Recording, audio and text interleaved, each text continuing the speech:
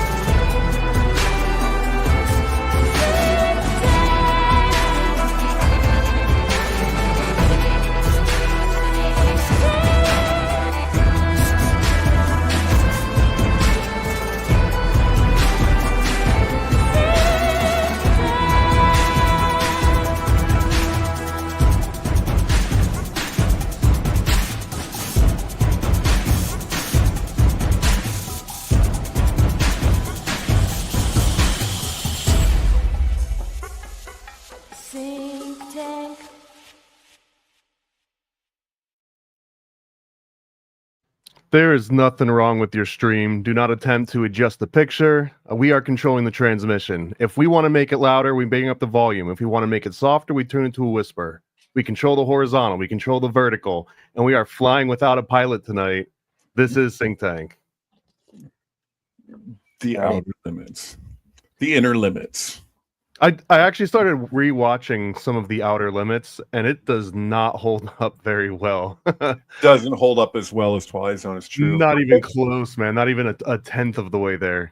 But there's gems in the mix, right? So, like, I was just talking about it with Will, actually, because Will was saying, like, you know, we were looking at the Button story, which was originally for Playboy, and it was used for a Twilight Zone, but he was talking about the author of that had done other things, and I don't know, there's some gems in Outer Limits, I guess is all I'm saying. You know, but, it's Richard Matheson, right? Isn't it? That did Button. Yeah, that's on the box. Yeah, totally. Richard Kelly. Mm-hmm. Bob sent me here. So you're hip to Twin Peaks quite a bit, right? A little bit. I dabble. Yeah, you dabble in Twin Peaks. Oh, yeah, because you were here for the last freaking conversation. So I got two people here that weren't here for that last. Three people here who weren't there for that last conversation. You guys what do you think of Twin Peaks? You like Twin Peaks? Well, catch me up, because also I saw something this week that I had never seen before. There's a character in Twin Peaks, and someone put a picture of them next to Manly Palmer Hall, and it was like a dead ringer. Do you know what I'm talking about? I'll try and find a picture. Yeah, no, that would be helpful to know. But yeah, no, I'm tripping on like the last. Well, you know, I know I love Twin Peaks, right, David? And yeah. So I don't know. What do you have like you guys have probably seen that 4.5 hour video on Twin Peaks, that incredible expose or whatever. Really? Yeah, me too. So, and I hadn't seen The Return, so I watched The Return, and my mind was kind of blown. And I'd seen parts of it. I'd seen even certain full episodes, but it's 18 episodes. That's the whole thing. Like, just go into that whole deal, and like, no, I'm tripping out over the meta aspects of Twin Peaks and how it's really nice. Okay, I see that. Richard Horne. Yeah. That's right. It's more than just like a passing. Oh yeah, interesting. Like, there's actually a little bit to it. And I had to wonder, David Lynch is the kind of guy that might cast someone specifically because they've got that eyeliner Manly Palmer Hall look. Oh, I could even see him being like trying to get this angle in this shot to like with the photo there, like looking back at it, like, all right, no, we got, I don't know. But it was such a weird photograph of Manly P. Hall. Like, I don't know, like it's amazing how many recordings of Manly P. Hall exist. Like, there's like over 100 at least, right? Of like long-winded recordings of him from like there's like the archives on the, I think, official Manly P. Hall website. It goes on and on and on. It's incredible. So you had just watched Twin Peaks: The Return.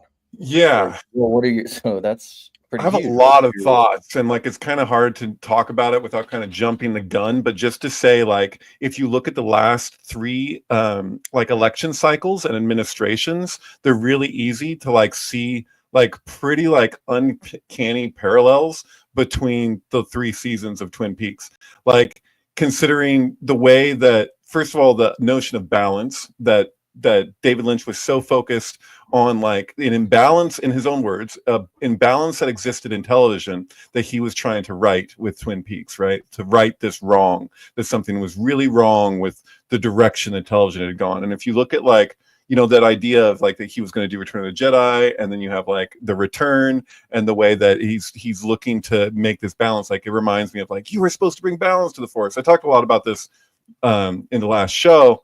But I just wanted to point out that, like, I don't think I emphasized enough, like, one of those aspects that I was really tripping out on was, like, the way that you had, like, in 2016, you had kind of a,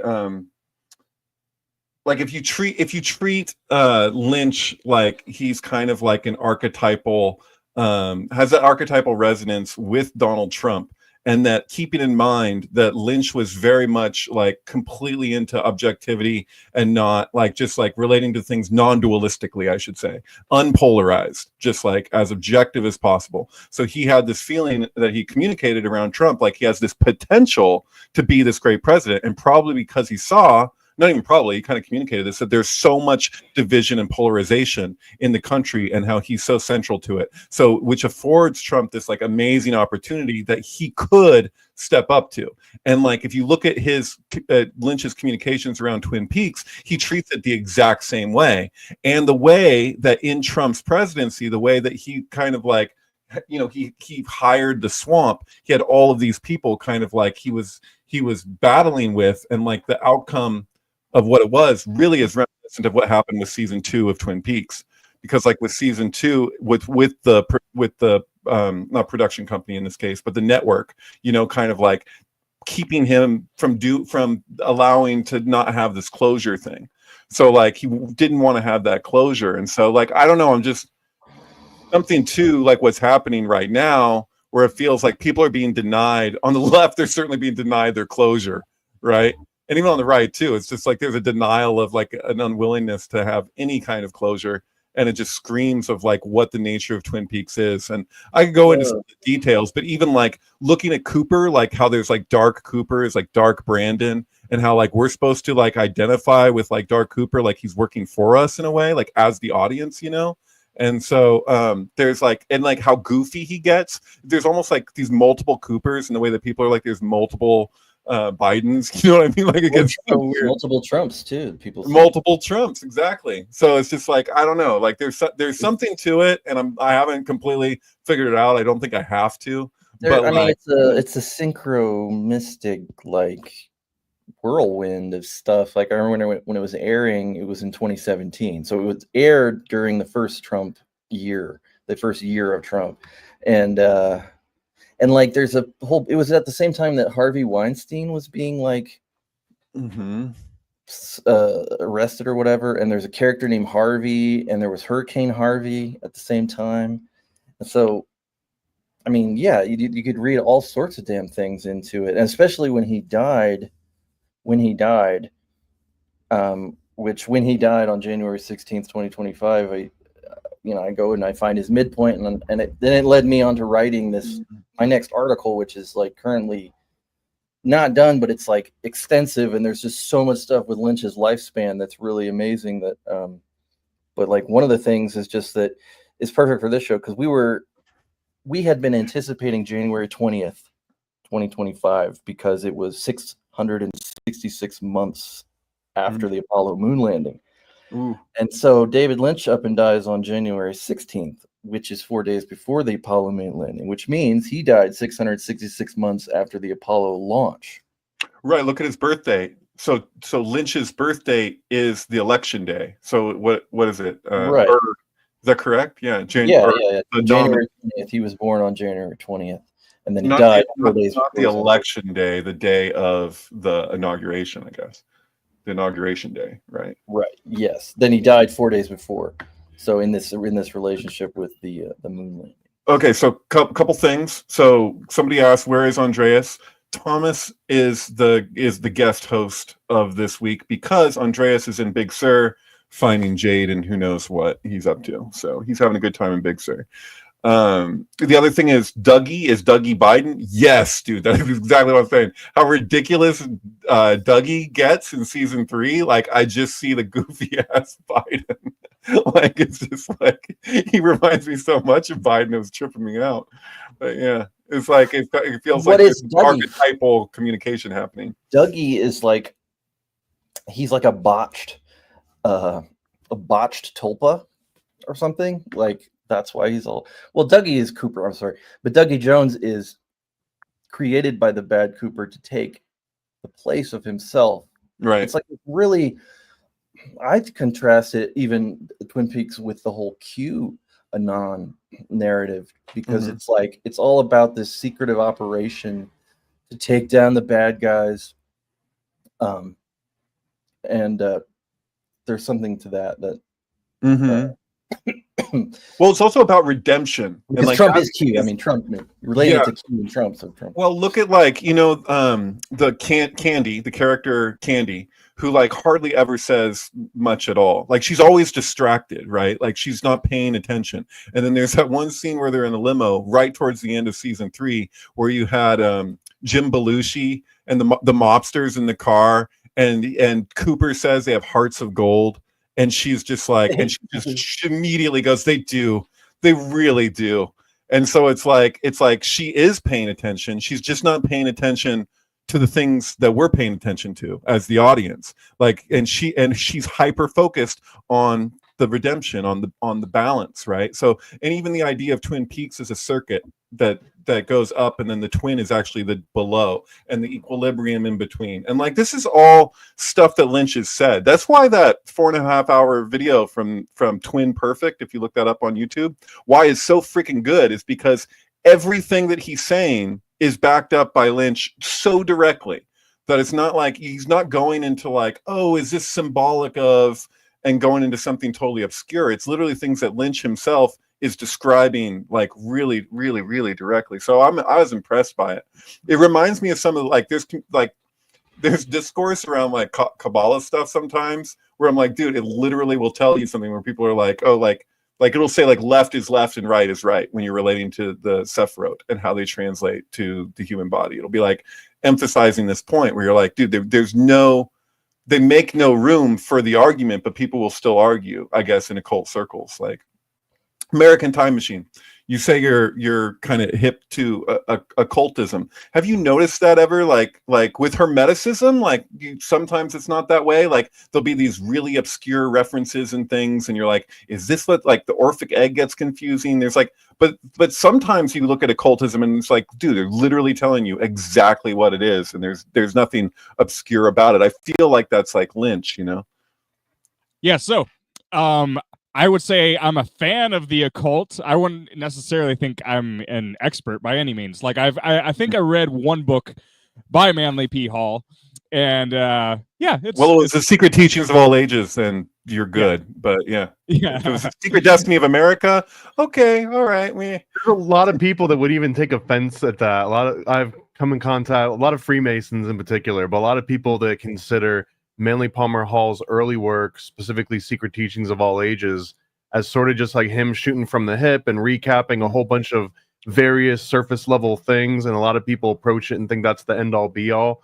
I'm not one of those people. I actually do think that it's like one of the best books you could possibly get, because he makes it so normalized. He, like, there's one example in his All Seeing Eye magazine, I think, that predated some of his later works.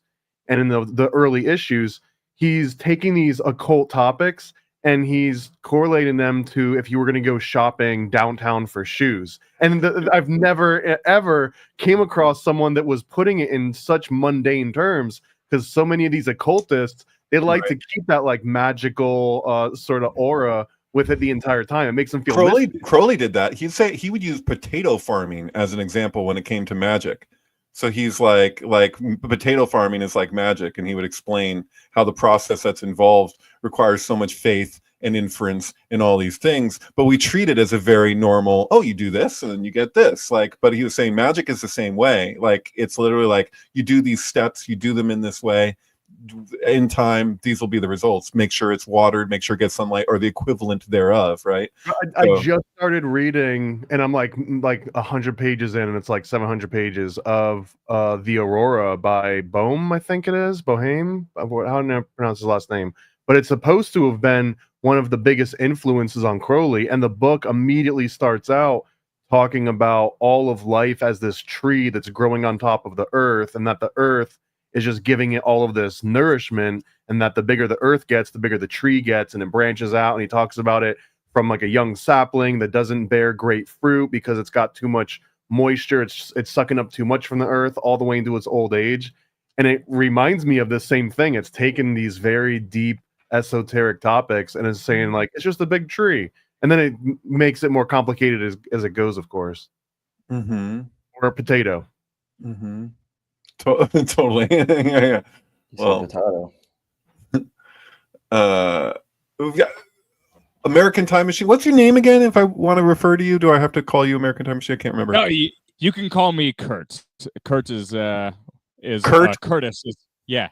I'm gonna call you American Time Machine. That's whatever you prefer. You know, I have no preference of pronouns, so it's like you can call me the worst names you want to. Like, okay, I'm just What here is for the origin of your American Time Machine? Okay, so I don't get a chance to tell the story. So sometimes I'm on the Wednesday show with the Philosophy Memes group.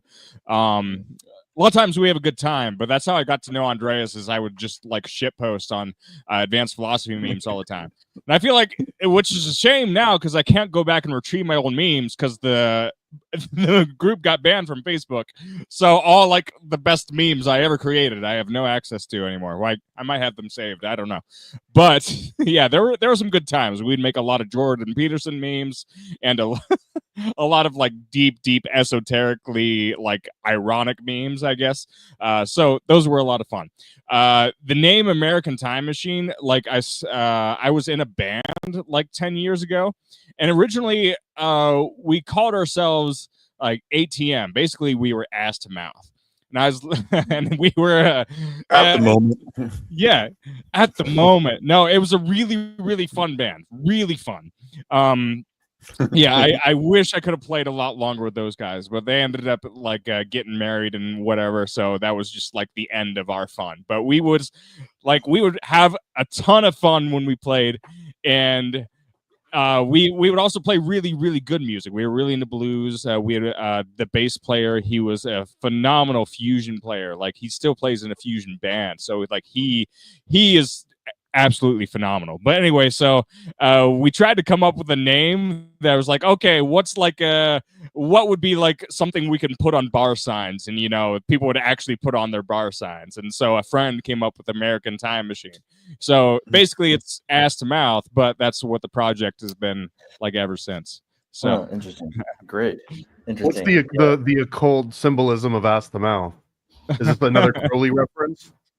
Oh, it has to be a Crowley reference. I didn't know about Crowley at the time, but you know, he was a big believer in the power of the ass from everything that I had read. So yeah, I think but no, it's pretty surface level. It was like one of those like sophomoric like ass to mouth, you know. It's like partially a reference to Clerks, you know, you never go ass to mouth, but you know.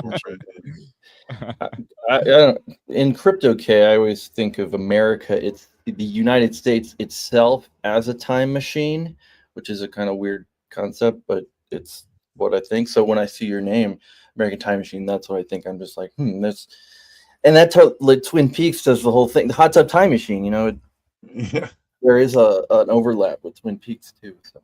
Yeah, so can I like, dude, like see the stuff that's happening right now with the Cybertruck. Like the Cybertruck has become such like a central like focus in a weird. It's the new Gadsden flag. So yeah, so it's just like when I first saw it, it was immediate. It's like, oh, he's doing like a DeLorean truck, and then like you're like, well, what's the thing about the DeLorean was that like the parts were made in Ireland. I think we may have discussed this, whatever. It's but like, you know, there's a Coke deal involved. Like everything about it was like, it wasn't a good car. It's a terrible car, but it's extremely stylish. And so like, as far as like the synchronicity goes, like if you just look at the, you know, the Trump Back to the Future Biff correspondences that go on for days and days and days and days and days, right? Like I couldn't do it justice. There's people out there that really do.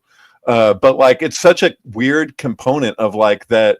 It's a time machine. It's modeled after something that we associate with a movie more than just like the car, like, you know, the DMC, like he, and what does he say? Like Doc Brown is like, well, if you're going to make a time machine, you should make it with style, you know? And it's like, yeah, there you go. But it's just, you know, it's the primary association. So there's really something kind of weird, like even like in Make America Great Again, that really insinuates like time travel, right? Like you want to go back to this time, right?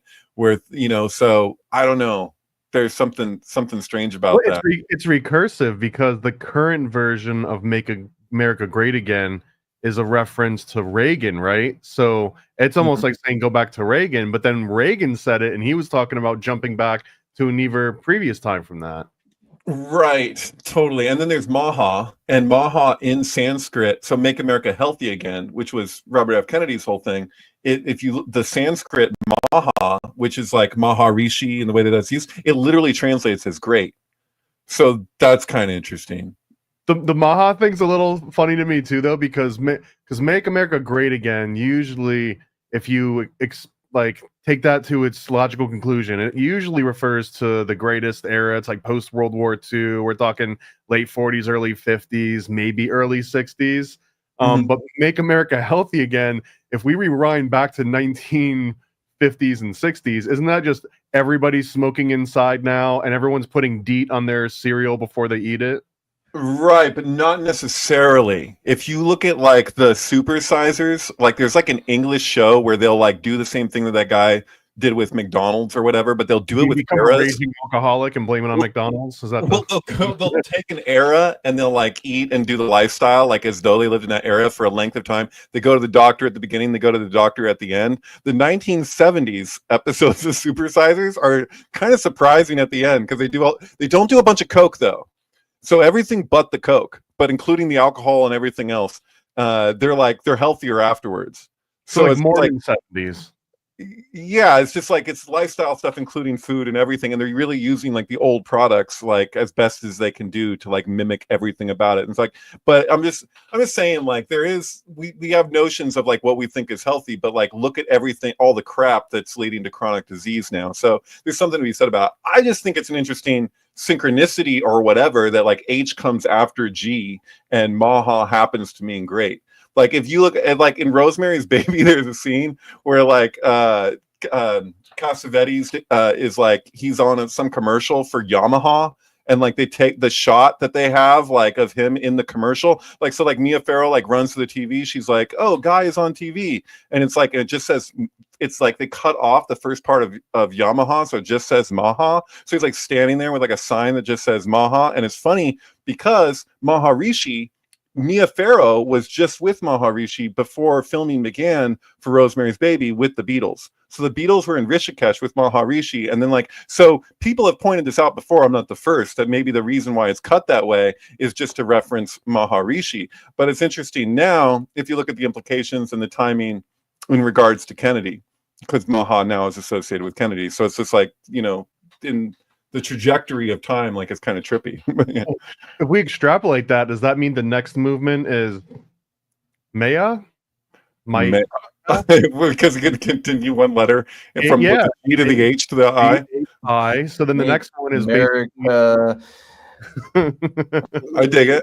Independent again. Independent of bankers.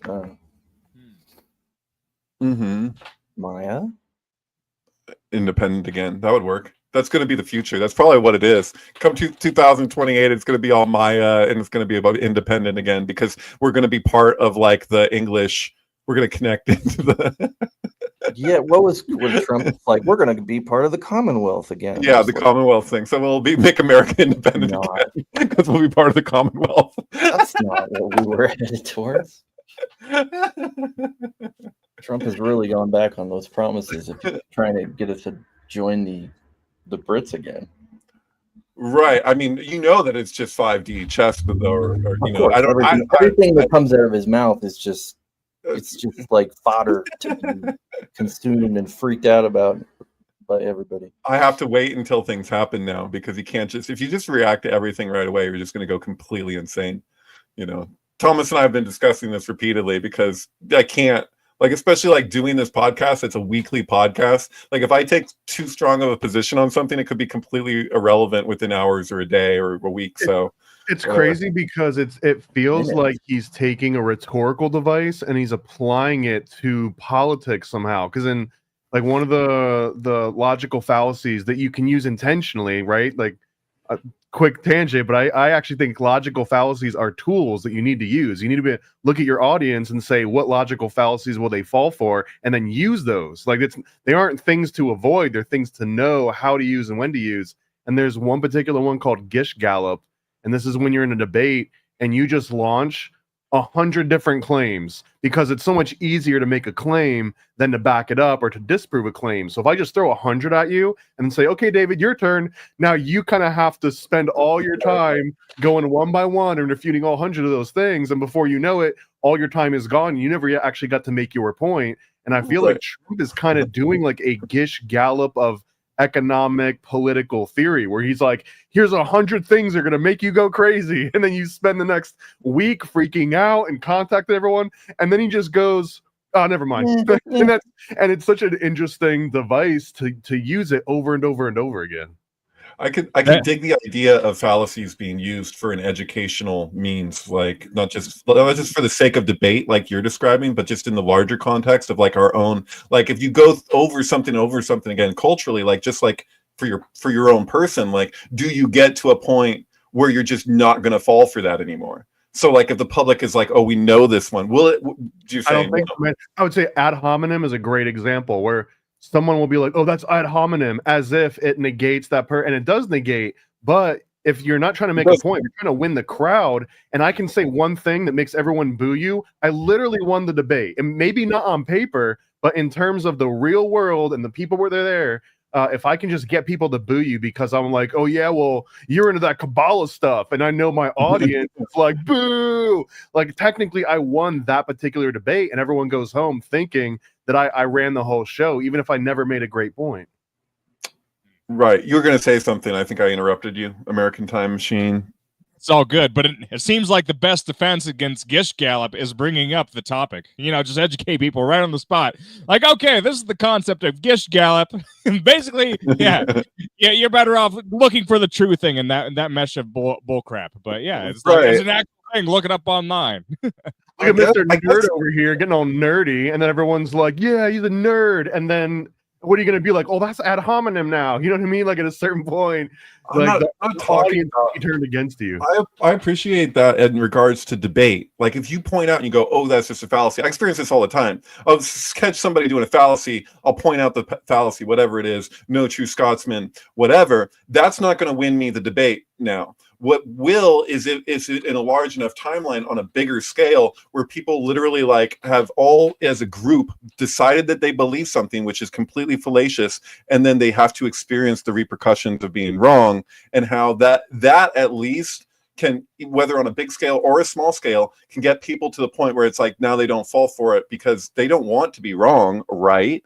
Like, you know, and if it becomes so extreme sometimes, it's just like you're just avoiding embarrassment. You know what I mean? So like, I feel like COVID's an example of that, like, or could be potentially like more so in the future, because if like everybody, or even just go back in time, like say like, you know, things that we fell for in the past, like you're talking about DDT, or you're talking about something else people put. Yeah, DDT, when they'd be like, look how safe it is, I'll put it on my kid's cereal, and then the kid eats it. Right. And we were given like fallacious arguments for something. Like I think that's even kind of happening now with like fluoride, like where you're like, okay, well, it's not like what are the benefits versus non-benefits like in a long enough trajectory. You're like, okay, I can see the benefits for teeth. I've heard those arguments. I think they're valid. Like I think most people, 90-something% of people would agree that this is a value for teeth. Swallowing it and how it's going to affect your vital organs, like that's totally a different argument, right? Like and then at a certain point,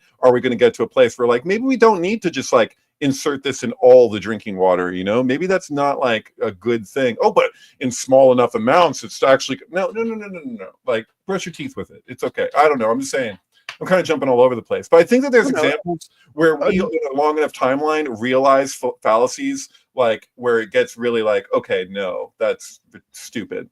I think Kurt is 100% correct, though. Like the right way to combat a Gish Gallop type thing is to point it out as you see it and try and inform everybody, and just hope it works. However, those people that get it, they die eventually, and there's no guarantee that their kids and their kids also understand that concept. So it feels like something that's always going to be here, like that we're never going to just evolve to a point where everyone inherently knows what all these logical fallacies are. And in fact, none of these rhyme, and it twists and it spirals, it rhymes, it doesn't repeat. History cannot repeat, but it does bear a resemblance. And so like I think if you were to back up and look at a long enough timeline, you'd see that there is development occurring.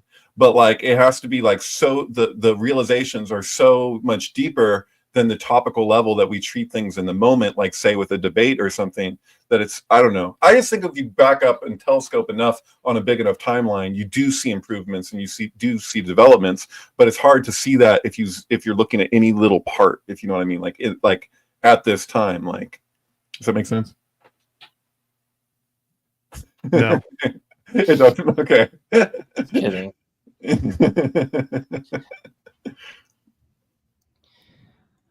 I put a link in the private chat just for one of my tweets to talk about because I can't talk about anything else really. Is this going to be stream appropriate? Yeah. Cool. It's just CryptoK. Oh, okay. Well, yeah, I'm already in. I see a Magic card and I see an Oklahoma City book. Yeah, well, it's just funny. Like this guy made a tweet of his thrift score haul of tape. He got some tapes, a book, a Magic card, and I started looking at the tapes. I'm like, okay, Twins, Friday, Jeepers Creepers, and I guess what I said, I'll just say. So I already knew that Twins released 666 weeks before 9/11, which is amazing in itself because the Twin Towers and all. Yeah. The way even Danny DeVito's leaning on the cover like that. Well, that's because he didn't have thermite. Right? He didn't follow his own footprint. The thing is, Friday released on the exact midpoint between Twins and 9/11, which is just really what? You focused on Friday. We just talked about Friday on last week's 8 p.m. show. The movie, specifically the movie Friday. Yeah, literally the movie Friday. What did you say? What were you talking about it? Well, I brought it up because I just like rewatched it. I've been thinking about it. For some reason, it's coming up. It's like the first one is definitely the best one. It was like other than like there's probably two like hood movies, like titular, I guess, hood movies that everybody thinks of, Friday and Boys in the Hood. So I have to throw New Jersey Drive in there just because it's one of the best movies ever, or man. Don't Be a Menace to South Central while drinking your juice in the hood. That's a really good. Yeah. Or Don't Fear of a Black Cat. If we're gonna go down that angle. Oh, wow. House Party. I'm sorry. Okay. Okay, we're done. Well, I need to rewatch Friday for sync mining purposes. But anyway, it came out on the midpoint between Twins and 9/11, so which makes it. And then Jeepers Creepers was in theaters on 9/11. It came out like August 31st, 2001. So it was like in the theaters on 9/11. And then there's a book about the Oklahoma City bombing, which actually was 1 week before Friday came out. So that it was published, the publication date? No, the Oklahoma City bombing. No, but what were you saying about? Oh, you just happen to have this book to reference the Oklahoma City bombing. Yeah, I'm just like the sync nature of this haul from a thrift store. And then we have a Magic card in the mix. And there's a Magic card in the middle, which is interesting, like in the Magic tying them all together, and this Dragon Ball Z movie, which I don't know much about. This completely looks like something I would arrange on LSD and just stare at and make sense of it and meditate on it. Yeah. I want to find out what card this is. Oh, If it's anyone in the Ankh chat knows, of Mishra from. It looks like a sixth edition. Something. I used to play Magic when I was a kid, but I don't. Anyway, this is just. And then what JB pointed out, how like he's got his ruler there, and he got 9 and 11 kind of visible. So I don't know. I just like these kinds of things where like reality produces a sync, and it's. Wait, how did the Dragon Ball Z film connect in again? I don't know yet. I haven't really. It's just. Yeah, I've never seen it. I don't know. It's plugged, but it definitely does. It must. It has to. It came out on March 9th, 1991. So. It's March 9th. We've discussed March. Yeah, 9th. We have. You're right. March 9th. That would be 14 years after March 77. There you go. Anyway, yeah. So that's my tweet. That's my sync. Friday twins. I just think that's amazing. I just think that's undersold. Like I've posted about it before. Twins. This movie, which is about German, secret science or German secret experimentation. These boys in Brazil, basically. Yeah. Wait, what did you say? Is it like it's a story about boys from Brazil? Kind of, yeah. It's like a comedy where he's their clones of each other or something, but they're like something got messed up. And, so how do you pronounce? Is it Ira or is it Ira Levin, the guy who wrote Rosemary's Baby and Boys from Brazil? Ira Levine, I think it's Ira Levine. I don't even know. I'm all book knowledge a lot of the time. I don't know how to pronounce certain things. Ira Levin, 9/11. I don't know. Levine stretched for this. No, whatever. That's true. Right, but so there's an argument. You could talk to Patrick Svek about this. That he, if I remember correctly, he went to a university. I'll have to look up the details again or ask Patrick. He went to the university that the earliest article or anything that came out around Paul McCartney having a double or that Paul McCartney died or whatever, the Paul is dead rumor, the earliest account of the Paul is dead rumor came from the same department at the same university at the same time that Ira Levine was there in that department. So and it was written anonymously.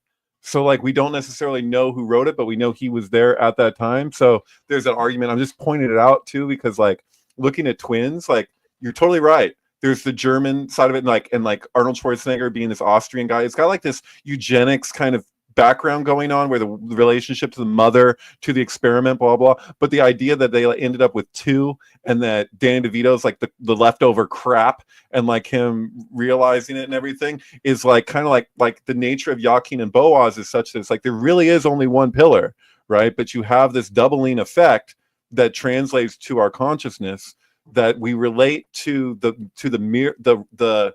secondary thing. So it's established in strength, right? Joachim and Boaz. So Boaz points back to established in. It points back to Joachim in its own nature, that there's really only one thing here, and it's an illusion in a sense, but it's real for all intents and purposes because it's what we have to live with. And so there's something about that idea of the copy, and that the copy isn't really like the other thing. That's actually in this sense, relating to them as the two pillars, which translates to externalized as the two towers, is that Danny DeVito would be Boaz, and you'd think that that would be the strength, but really the strength is Arnold, and because he's the original prototype, right? So Danny DeVito comes out after the fact because he's the copy, right? And the copy doesn't hold up to the original.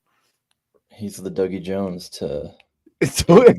Exactly. That's totally the thing, because we're you're not. This isn't regular clone shit, Boys from Brazil or whatever. It's the clone isn't the same as the other. It's actually interesting. Multiplicity. Wait, what?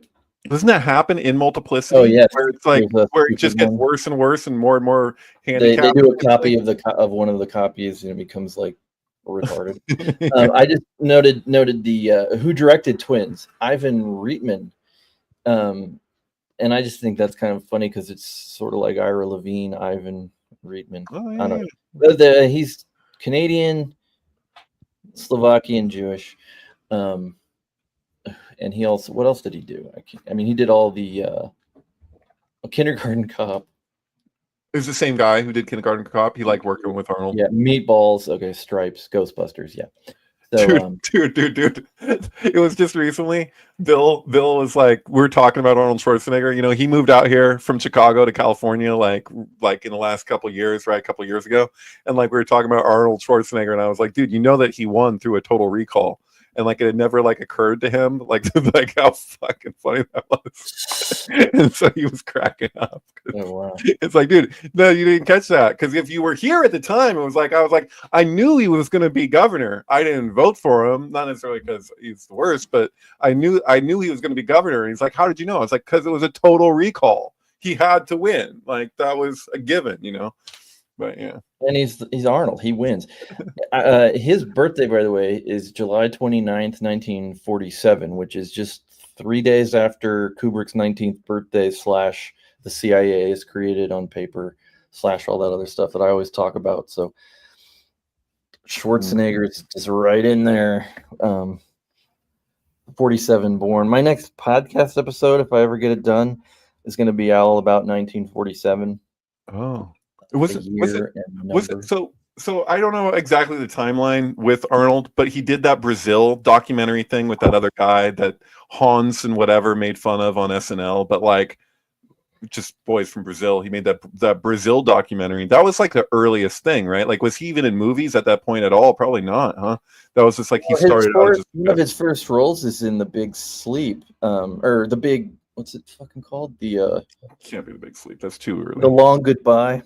Oh, that makes more sense. Yeah, thank you. Robert Oldman, he's like one of the henchmen in The Long Goodbye, which has Sterling Hayden in it. And so I don't know when that was exactly, but that was mid-70s. So gotcha. Yeah. Totally. I think that was that late 70s or something when he did, or yeah, with the Brazil, whatever. Who cares? Well, I don't know what you're talking about. Brazil. Oh, there's like a documentary that Arnold Schwarzenegger did like super early on, where he's just like tapping girls' asses in Brazil and just being like, you know, like just ultra tough guy hanging out. Like it's really politically incorrect and kind of fun to watch. But, yeah. It's like Arnold reality. Is it Carnival in Rio? Is that where it was? I don't know the. Is that yeah? That's the 1983 TV movie Carnival in Rio, hosted by Arnold Schwarzenegger. That's got to be it. Yeah. Short travelogue of the night and beach life of Rio de Janeiro during annual Carnival. Arnold spends time with beautiful models. Rio de Janeiro in a costume party. Yeah. No, I just remembered it differently, but yeah. Close enough, right? But yeah, it's a scene. What's your favorite Arnold Schwarzenegger movie? What's that? Yeah, anybody. Favorites? Oh, geez. Yeah, just whatever. I had to pick one? My God. Like, maybe not favorite, because that's the like... The funniest is the one where he's doubled. What is the one where he's like looking at himself and it's just super over the top, ridiculous? What is that called? You know what I'm talking about? The doubling, where he gets cloned. Sixth Day. Sixth Day. Okay. Yeah. It's not like, that's the funniest. Like, that's funnier than Twins. Like, I don't even know if it's intending to be. Sixth Day, but it's directed by a guy named Roger Spottiswoode. Spottiswoode. That's an interesting name. Spottiswoode. Yeah, I haven't seen that one. But I do like Eraser. That's a really, for some reason, just very funny. Got an incredible cast and cyber movie kind of with like... Yeah, I'm sure that if Andreas was here, he'd be bringing up the one with the kid with the golden ticket, whatever the last. Last Action Hero, yeah. There's so it's really hard to pick all of them. I'd have to go with Terminator 2, though. Sure. Yeah, that's probably objectively the best. But Terminator 1, not Terminator, but Terminator 3. Come on. No, or 4. Wow, hell, we'll just go. I never saw the fourth one. They did that, huh? Okay. Oh man, that happened. They did the fifth one too. Well, you know what? I actually liked the one with Christian Bale, the Salvation one. Like that wasn't that bad. Like I haven't watched it since. I've only seen it once when it came out, but I remember being like, "That's pretty cool." It's like John Connor. Has Christian Bale ever made a movie worse? John Connor. I don't know, but it was. I don't know, but it was the equivalent of like a Star Wars story where it's like, oh, is it canon? Well, you know, it's a Terminator story. You know, it's as an aside. You know, this thing happened. You know, all right. True It's Lies. the Rogue One of the Terminator franchise. True Hmm. Lies, that's probably the best. That's the most. I take it back. That's the most laugh out loud. I thought when I saw True Lies that Tom Arnold was going to be like huge. Oh well, I was about to We say, talked about it. undoubtedly, it's Tom Arnold's best movie, if Yeah, that's yeah. even up for debate. Totally. No, it's so funny. Yeah, it's true. I gotta put one in for the Stupids. Yeah. Well, you That's of Tom course. Arnold movie, but Well, you Is found Andreas- profundity in the Stupids. Andreas is better than okay. He's better than okay. He's living life out in the real world right now. He's in the woods. Schwarzenegger. So he did Twin, but then he also did Junior, where he gets pregnant too. So that's like, oh, this Right. is the same. That's also Ivan Reitman. So they're really pushing these like, yeah, not the, Was it Jake? Did Coates that there was a great sync film. Was it Will Morgan? I have to ask. I'm sure Will would know. Somebody did a great sync film or a series of sync films about Arnold Schwarzenegger and how there's a connection with the end of the world one that he did about like 2012 and 2001 actually, right? Or 2000. He did like his own End of Days. It was called End of Days. Do you know what I'm talking about? There's like the correspondence. End of Days, yeah, that's been to End of Days. Right. It released 666 days before 9/11. Yeah.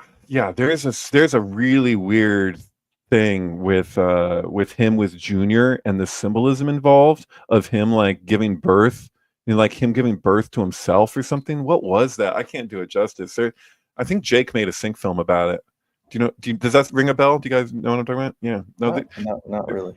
there's so many of those that like I love those days of like where just people were just pumping out these sync films like so regularly, like even Richard Aerosmith and there's just one after another. But, And then Flat Earth came.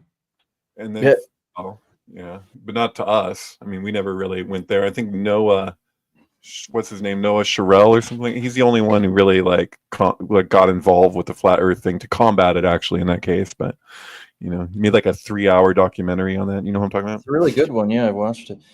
It is really good. It's true. End of Days. What was it? It's kind of interesting because it's like it's one of these movies that's set.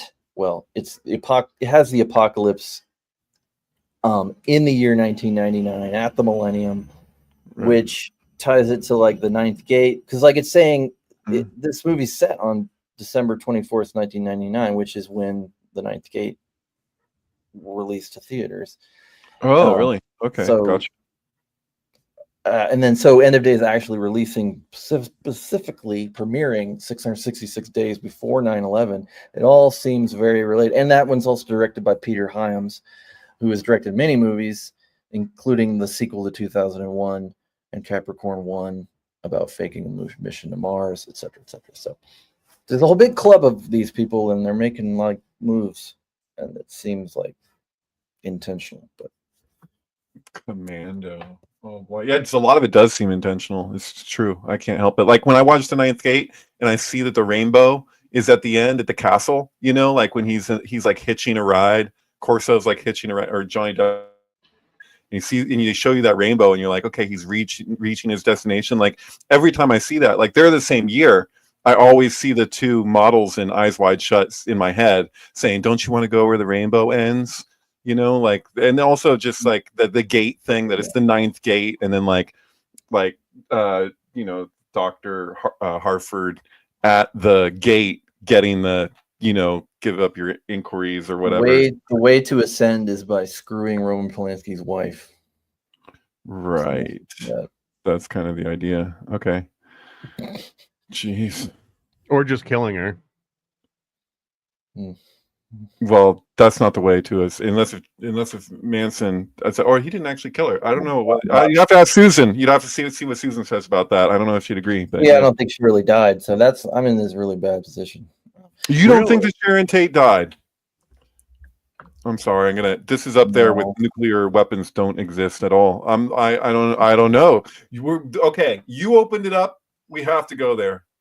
What do you tell me? What do you think? Yeah. I won't berate you. I'll try not to. I actually have a dog in this fight.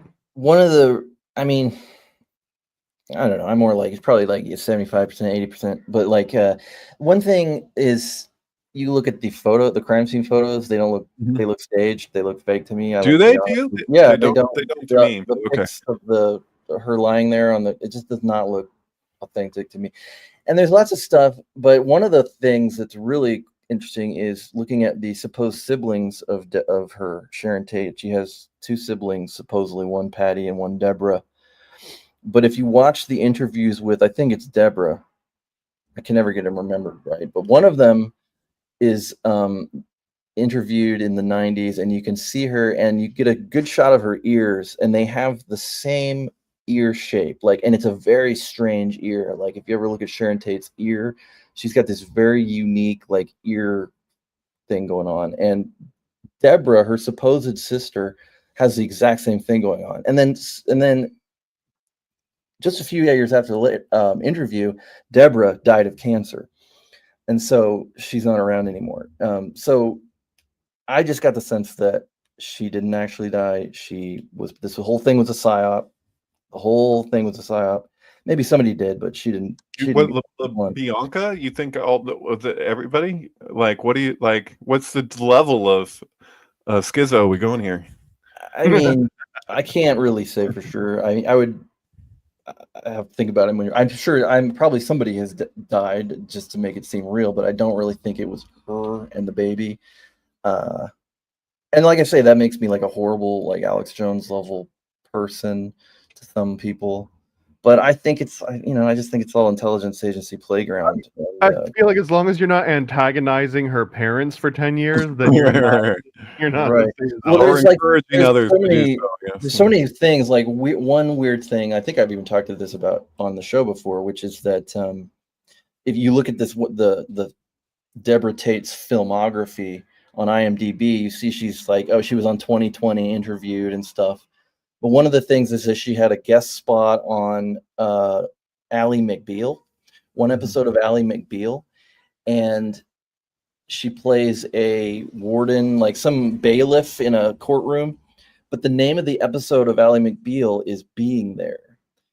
And that like made the hairs go up on my back of my neck, because Being There, is the work by Jerzy Kosinski, and Jerzy Kosinski is the guy who said that he was supposed to be at the house that day, and like was like kind of like a 9/11 thing. So right, but he was caught lying big time. He got in big trouble for that. Was it the devil tree? He had that thing about something to do with the Holocaust, that his involvement in something that was just turned out to be completely bogus. Oh yeah, his books are, he was accused of basically being a CIA front, and his works being created and written by the CIA, and he's like a front, which is probably true, honestly, if you read his stuff. But and then look at his whole background, and I don't know. Right. I mean, it's also like, this is interesting that the episode is called that for sure. If it's not gossip, it's sync. It's something. Patricia Tate, not Deborah. I'm sorry, Patricia. Tate. The thing with Being There, most people probably know this, but just it's worth saying that Peter Sellers died before that movie came out, and they brought him back, so he was like flatlined for like too uncomfortably long, right? And they brought him back, and then he like did that movie and then died right afterwards. So it's literally like he like came back to life just to do Being There, and then died. And if you look at the way that this movie ends with the grave and everything of the old man, the like Illuminati, Eye of Providence symbolism and all this stuff going on, like even you look at the cover right there, like what the heck, man? Like it is a weird freaking movie. Sure. I mean, there's this whole scene where he's Cooper. He's Dougie. He is so Dougie in this movie. It's ridiculous. As I was watching The Return, I kept on thinking that. And then I was like, oh, Biden was like Being There. I never made the Biden Being There connection until I made the Biden Dougie connection. And then I was like, oh, wait, that's weird. Being There, Dougie. Chauncey is his name. Well, there's a scene where he's like, I'm always looking for bears. And there's a huge bear scene where he's like, it's like a sex scene where, talking about Polanski and his wife or whatever, but like likes to watch, Yeah, he's watching the TV while his girlfriend is like basically making love to a bear rug. Right. And she thinks he's like doing it to her, but like there's this weird dynamic going on there. That part is better in the book. That part is pretty ridiculous. Like that book is hypersexual. That book. It's a short read. You can read it. Well, yeah. Apparently, Jerzy Kosinski was like a hypersexual dude. Well, there's also the argument with this film that there's the faking of the moon landing indicated with the disco version of also Spec Zarathustra, like that, like the dun dun dun dun, while he's looking in a window of cameras set up, like home video cameras set up with a fake moon set. So like, and like he's like standing there looking at it, like, huh? And something happened, so I can't remember what took place after that, but it's just like this moment in time towards the beginning of the movie that's like really overt, like making a statement on a fake moon landing set with the 2001 A Space Odyssey stuff going. Hal Ashby, who directed being there, was close with Stanley Kubrick, and it's no secret that a lot of his shooting style with the 1 point perspective was very much a homage to Kubrick. So there's that. But yeah, 12 Monkeys. I'm going 12 monkeys. Monkeys? There's 12 monkeys shot? What's happening? Is that you, Thomas? You shared that? He had someone said highlighting a that quote. bear. In the first 12 minutes of 12 monkeys, there's a bear. Yeah. Right. Okay. Okay. Yeah, that was actually Snowpiercer too. It's wasn't that that was a reference to that in Fight Club. I just watched some like thing on Fight Club that was analyzing the hell out of it and learned a bunch of things that I actually didn't know, and I thought I knew so much, you know. But like, there's a lot of Easter eggs in Fight Club. There's a lot of them. But one of the things that they didn't even point out in this video that I'm even talking about, that you probably caught when you watch it, is that there's an indicator that monkeys were stolen from the zoo. At one point in Fight Club, there's like a flash of like monkeys stolen from zoo, and he's looking at, I think, like clipped out stuff that they had done with the, you know, the Fight Club people, like the kind of sabotage stuff that they're up to. It's like stolen monkeys, which is what Brad Pitt's character does in 12 Monkeys. So it's like, I don't know, there's something weird happening there. But there's this monkey section. This is the thing. This is the Alpha Genesis website. Right, but you do a segment on your own podcast, do you not? That's related to missing monkeys. It's over now because they allegedly caught all of the monkeys. But yeah, we did Monkey Watch for over a month, and because it was like every 3 or 4 days, they were like, we found another 2 of them. But as they were all out there, there was all of these reports that kept coming up in the news that went back almost a decade about how horribly this particular facility was run. And then you look to see what they were doing with these monkeys. And dude, like every one of these big scares that came up in the news, the big one for me in Florida was the Zika virus, where everyone's was going to have these like conehead babies with encephalitis or something, right? And then it just goes away. Well, you find out that almost all of the experimentation they were doing was on these particular rhesus monkeys at Alpha Genesis that escaped. So yeah. Oh, no. And this was all contemporaneous with was that a word? With that release of the Monkey, that movie, The Monkey, directed by Oz Perkins. I don't know. I didn't see it yet, but there was a. I haven't seen it either, but that's monkey in it, and it's specifically like essential. It puts it as moon key. I don't know how to even say this, but like it makes that pun. So they make it in there the same way that they do in 12 Monkeys. Okay, because that moon key, that video from Jake, speaking of Jake Kosa, Sync Films, that's freaking legendary. And it's funny because he made like a abbreviated version of it that, like, in my opinion, isn't nearly as good because it got so psychedelic, like the original. I think he did that with Jim Sanders originally. The two of them made that together, and it just was like, it had this crazy psychedelic sequence at the end. But yeah, just going a lot of the stuff that we're talking about here, I can't remember to what extent, but yeah, we're putting American Time Machine to sleep. We need to ask him something. Is he watching us on his TV, or is he watching something more entertaining? No, I'm watching you guys. I promise. Oh, okay, cool. No, I'm used to this with you. This is what you do. You sit there. The first time that I talked to you, I was like, "Oh, we should try and get American Time Machine." So this is deal. Oh, you're new to American Time. He kicks it. Like, and if he feels like there's something that he really wants to put out there, sorry, third person you, but like jumps in with it. You know, that's been my experience at least. Oh, heck yeah. Heck yeah. that's what I do. Sorry, part of that was the beer I had. I almost never drink, and I just had this beer, so I'm like, I'm buzzed. I'm buzzed. Good. I'm not drunk. I'm buzzed. Okay. As long as you It's a don't feel solid left buzz. out, I just Right. We're on YouTube, so it's a ginger beer, just to be clear. But yeah, sorry. They can be weird about that, but yeah. That's. Oh man, we live in an age. That's all I know. Yes, indeed. But yeah, I don't know. It's like yeah, when it comes to like all of the like occult stuff, I feel like less well read. Well, the thing is, like, occult can cover so many topics. Like, if you read certain philosophers, I feel like that belongs in the occult category. So like, yeah, there is definitely a degree where occult covers philosophy, and not a whole lot of people. I think there's a growing base of people that are enjoying philosophy now because it's just so accessible, you know. So in that vein of things, lately I've really enjoyed. There's really short bursts of stuff by like Byung-Chul Han that I really enjoy. I think his commentary on where we're at, you know, it does overlap with other philosophers to a certain degree, but you know, I think, you know, he's becoming very popular for a lot of reasons. It's very easy to digest his work, and his point definitely hits home. It's like I would say his work naturally follows the flow of, like, you know, office culture, you know, like the show The Office, the movie Office Space. He's like, okay, there's this like driving pain that, you know, the mundane of all these things is putting into the depths of our soul. Is like we're missing that hero's journey because of how, you know, drab that whole phenomenon is. I wonder what he thinks of Severance. Right.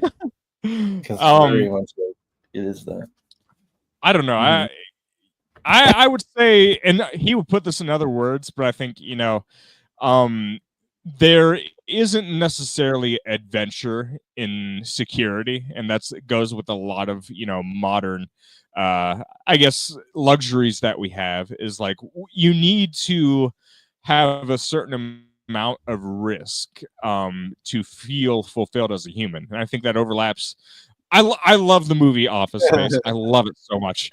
It's like, and that's part of, I think, what the message is. It's like you can't just cage people up all day, even if you give them windows and expect them to be, you know, fulfilled, thriving human beings.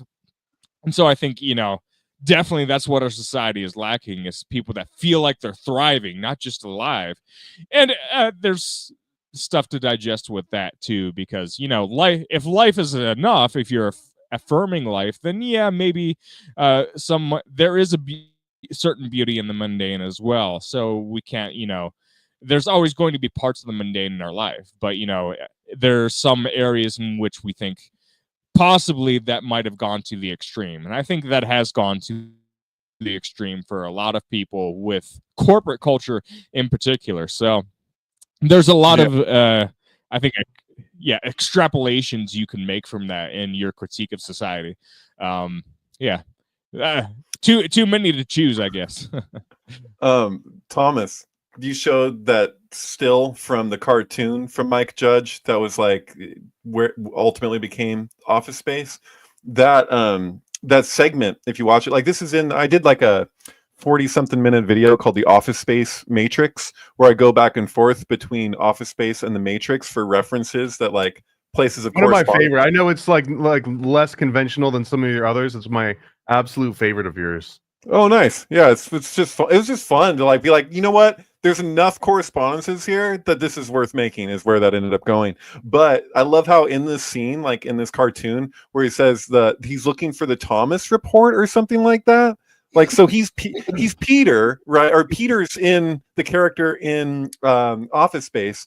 Both of those are disciples, right? So Peter and Thomas, and like doubting Thomas or whatever. Thomas literally means twin. That's like what the name means. And so there's even this idea that people treated that Thomas was like a twin of Jesus or whatever. And the big story with Peter in the Bible was with the fish, where he throws the net on one side, he's not catching any fish, and then Jesus is like, throw the net on the other side. So there's like a weird like symbolic right and left, take this pill, take that pill, or whatever. He throws it on the other side and he catches it gets all of these fish, and then he's in office space, he goes fishing and he brings the fish in and he like cuts it up and he's like doing this whole thing. It's like Peter in the Bible, in the gospel, he was the fisher who got the, they're all fishermen, but you know what I'm saying? Like, but there's something really freaking weird. And then even that it's Milton, and then Milton was who wrote Paradise Lost, which is so like applicable to all of that in all of these really profound ways, All I can think of now is someone saying, "What would Jesus do?" And then you just hear two tricks at the same time, man. Two tricks at the same time, man. Yeah, Dune. The Dune memes are like, I don't know about Dune. I've been doing two chicks at the same. Yeah, no, it's pretty funny. But no, I like that you watched that. I was like, of all the ones too that I would probably recommend to you, that's up there. Maybe just partially because of the Thomas aspect, but yeah.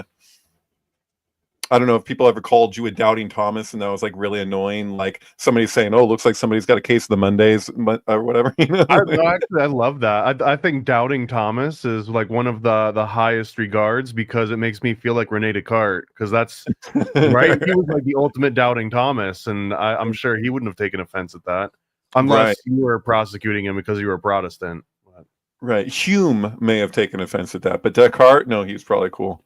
Because Hume was such a feeling being, whereas Descartes was just all in his head, Yeah, the animal mechanical or whatever, mechanical animal. Wasn't that a Marilyn Manson thing too?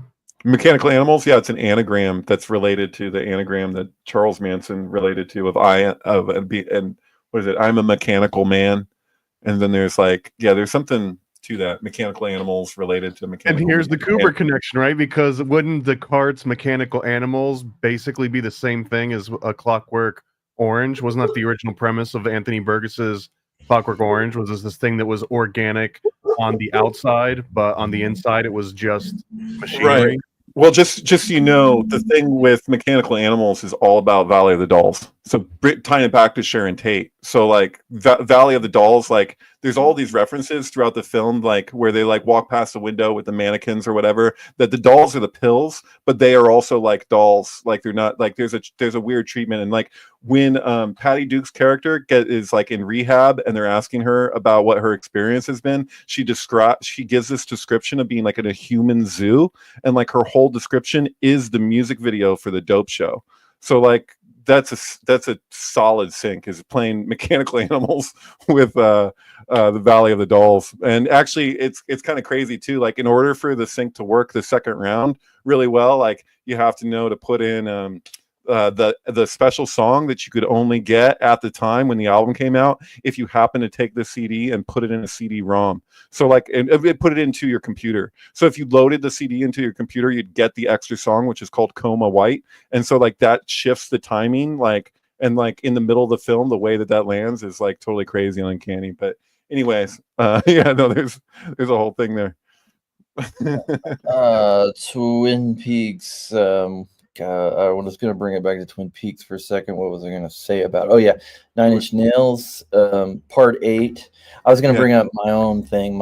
So now that you've seen The Return, you can actually maybe go do the sync that I wrote about back when it and that kind of went viral, which is just playing the last 2 episodes at the same time, and it's really fun and it works. And I think it's worth doing and experimenting with in other, all of the episodes I feel like are made to be synced in pairs. They feel like they're meant to be cut up method in some form, because they have that, they scream of that for sure. And that there's a strong resonance with oh, there it is. Thanks.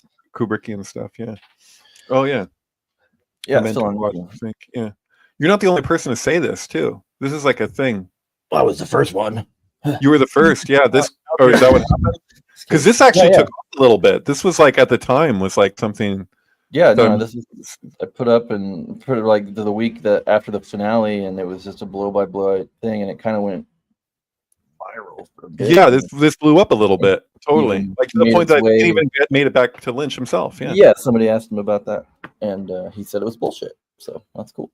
Well, that's such an honor. It's an honor. But he also said it was beautiful. He was very warm, but So yeah, it's worth a read though. It's worth doing if you like Twin Peaks and want to explore the show a little bit deeper. It's really interesting the way that when you do it this way, it makes it feel like everything is sort of happening at once. Like it's all disjointed, like in time. And Right. and there's at one point, like if I don't know if you remember, there's an I think it's episode 6. It's when Dougie is like he's figuring out the insurance scam, and there's a point where he gets 2 different pieces of paper, and they're the same piece of paper, and he lines them up together, and there's just 2 of the same thing next to each other, and that's the moment where it unlocks the mystery. And it's like when you're watching 2 episodes at the same time, and that comes up, it's like, whoa, there's something to this. Like, I dig it. So it's fun. Bill figured something pretty interesting out. That there's the numbers that are given that appear random from what would be David Bowie as the percolator in season 3. So he shoots out these numbers or whatever. So Bill took, I forget if it was the last episode. David Bowie. He took an episode from the 3rd season. And maybe it was that episode, I forget, but he takes the Black Star, David Bowie's last album, and he arranges the tracks to be those numbers to play it with it. So like one of the songs repeats, which might be Black Star itself, I can't remember, but like it really it vibed like it was like there's something going on. Like the Red Room with Black Star, like that particular David Bowie album has a vibe. It has an energetic, and it met it really well. It's kind of weird. Yeah, it does. Didn't we watch that when I think we watched. Oh yeah, you may have watched it while you were visiting. Yeah. Yeah, Bill shared that. I think you were here actually. Yeah. Okay. Yeah. Trippy stuff. Black Star, David Bowie, another 1947 birth. David Bowie.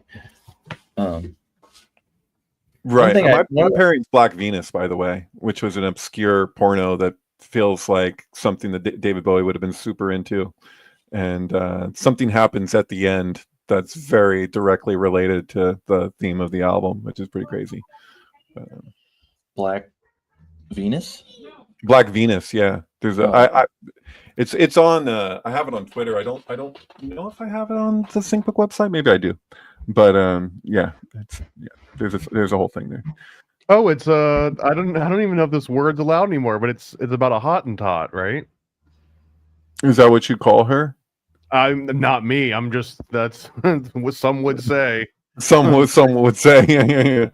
Yeah. Well, oh man, I can't remember the exact. I'm trying line. to find an appropriate screenshot from this movie, but right. What was the line from David Bowie? The horror line in that album where he goes,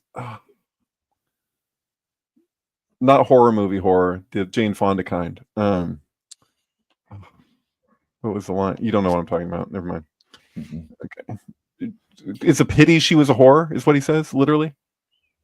'Tis a pity she was. I don't know how much you listen to Black Star, that album from David Bowie, his last album. Yeah, a few times, but not. Right. Great album, by the way. I'm trying to remember this thing that is in my head, but it's like, okay, so David Bowie's in Labyrinth, and there's a whole one of the songs. There's the bit where it's like, God, how's it go? I'm the man. What man? Da da da. You know what I'm talking about? Talking about the babe. What babe? The babe with the power. What power? The power of voodoo. What? That whole thing comes from a movie from 1947, same year as Bowie was born, called The Boxer and the Bobby Soxer, I think. Something like that. It's got Shirley Temple in it, actually. It's a Shirley Temple movie. When she was like of age, she was like, I think 19 or something in this movie. It's kind of awkward, but it's like about a young woman, Shirley Temple, and an older man. I think it's Clark Gable, Cary Grant. Cary Grant. Cary Grant. And that's where he took that song from. And so it was like, and that movie came out, I think, I mentioned Kubrick's 19th birthday earlier in relation to Arnold Schwarzenegger being born 3 or 4 days afterwards. Well, The Bachelor and the Bobby Soxer came out 3 or 4 days before Kubrick's 19th birthday. And how else? Somehow, I don't know if it's going to, I think it's like the midpoint between the release of the Bobby Soxer and the release of Labyrinth is the premiere of this movie this TV show called Mr. Terrific, which is about a guy named Stanley and a guy named Hal. Hmm. So Oh, there's yeah, like a lot of stuff right. Yeah. that I've sort of got, and it's he got Magic Dance up here, and then that's where the single that's the song with that bit in it, and there's some weird going on here. Right. Totally. Yeah, we're not going to talk about Judy though. Whatever we do, We're not going to talk about Judy. Well, so Judy is closure according to that. that's what he makes an video. extremely strong argument for it. Like I felt, Yeah. I was like, I couldn't argue with that. I was like, at first, I'm, yeah, and then I'm like, okay, no, you actually, You can't argue. you look at it in You context wanted of to how it's say, like, used. well, it's not the only interpretation. It's like, no, but it's the fucking really good one. It's a really, it's the best I've heard. Yeah, of anything, totally. Yeah, people go into all these other places of, and of it really, total it's still absurdity. kind of sorry. It well, Mm. go ahead. I was No, that's what I'm saying. well, it kind of undersells it, but like I would take the argument further in saying that like Twin Peaks was not just a TV show; it was a magical operation. You know, it was a spell, and its spell was to not just change television, but like to change the whole fucking consciousness. So, like he Right. kind of undersells it to a degree. Like it's just about this. It's like it's only about reprogramming the whole human psyche and like No, this is the problem, I think, is when people are looking at that 4.5 hour long video that guy made and they're responding to it for the most part, like as far as the criticisms go, it's like, no, he's given you a key that keeps going. So he's like, he's disappointed in his audience, I think, because after the video came out and he did those response videos, because I think he had kind of over estimated the capacity of the audience to consider that this is like a key starting point, and all the other places you can go knowing this is really enriches the series. So, and the Fire Walk with Me as well, so yeah, I don't know, there's yeah, you never want to overestimate. right. But I mean, the thing with Bowie in Twin Peaks is the way that he explains, and you can see it anyway because it's literally there, is that like the film gets paused for David Bowie to enter in and do this random communication that it turns out isn't really that random. You know what I mean? Like, look, Mom, I'm on TV. Yeah, like literally he's looking back at the footage and Cooper is still, and Bowie's like walking down the hallway, enters the room, and it's like this happens in the middle of the thing. It's like they literally like paused the film while you're watching it to insert this thing with David Bowie, and yet it's like it needs to be there for a meta narrative reason. Like it's so crazy. True, it does. It provides I think my favorite bit is like when he's explaining the whole the convenience store scene, and this is a Formica table, and the big close-ups where he's basically saying like these are TV characters that are aware that they're TV characters. They are like coming alive in the TV and like looking around, like knowing that they're in your living room. It's like this makes it like incredible horror film, like right. It makes it terrifying, more scarier than it ever was before. This is somehow really relevant, Thomas. John Ritter. This is all I think of when you're talking about like being aware that you're in a TV and then like other people can see you. Yeah, this movie terrified me. Terrorism also. Um, Another Peter Hyams actually directed Stay Tuned. That's interesting. He's the guy he directed End of Days, Capricorn 1, 2010.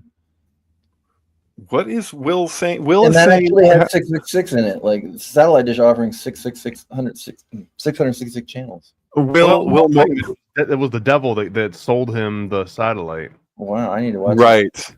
Totally. Which is that was coming up recently with Groundhog Day, where the guy who's selling the insurance is probably like on some level like the devil or something similar, because like he spends all his money that last day on all the insurance finally, and like then he has to like that's the only everything else that Bill Murray does in that whole thing is like like works out for him except for that. You're like, dude, you spent how much money on life insurance? and it's the first person he encounters, right? When he puts his foot in the water, he's like, oh, it's that first step's a doozy. It was like that. Everything repeats after that point. But Will Morgan says John Ritter died on 9/11 or was born on 9/11. Yeah. He can't remember. He died on Okay, but yeah, what was he saying? I didn't completely. born on 9/17, and 9 times 17 is 153, which is the number of fish caught by Peter in the story you were talking about earlier.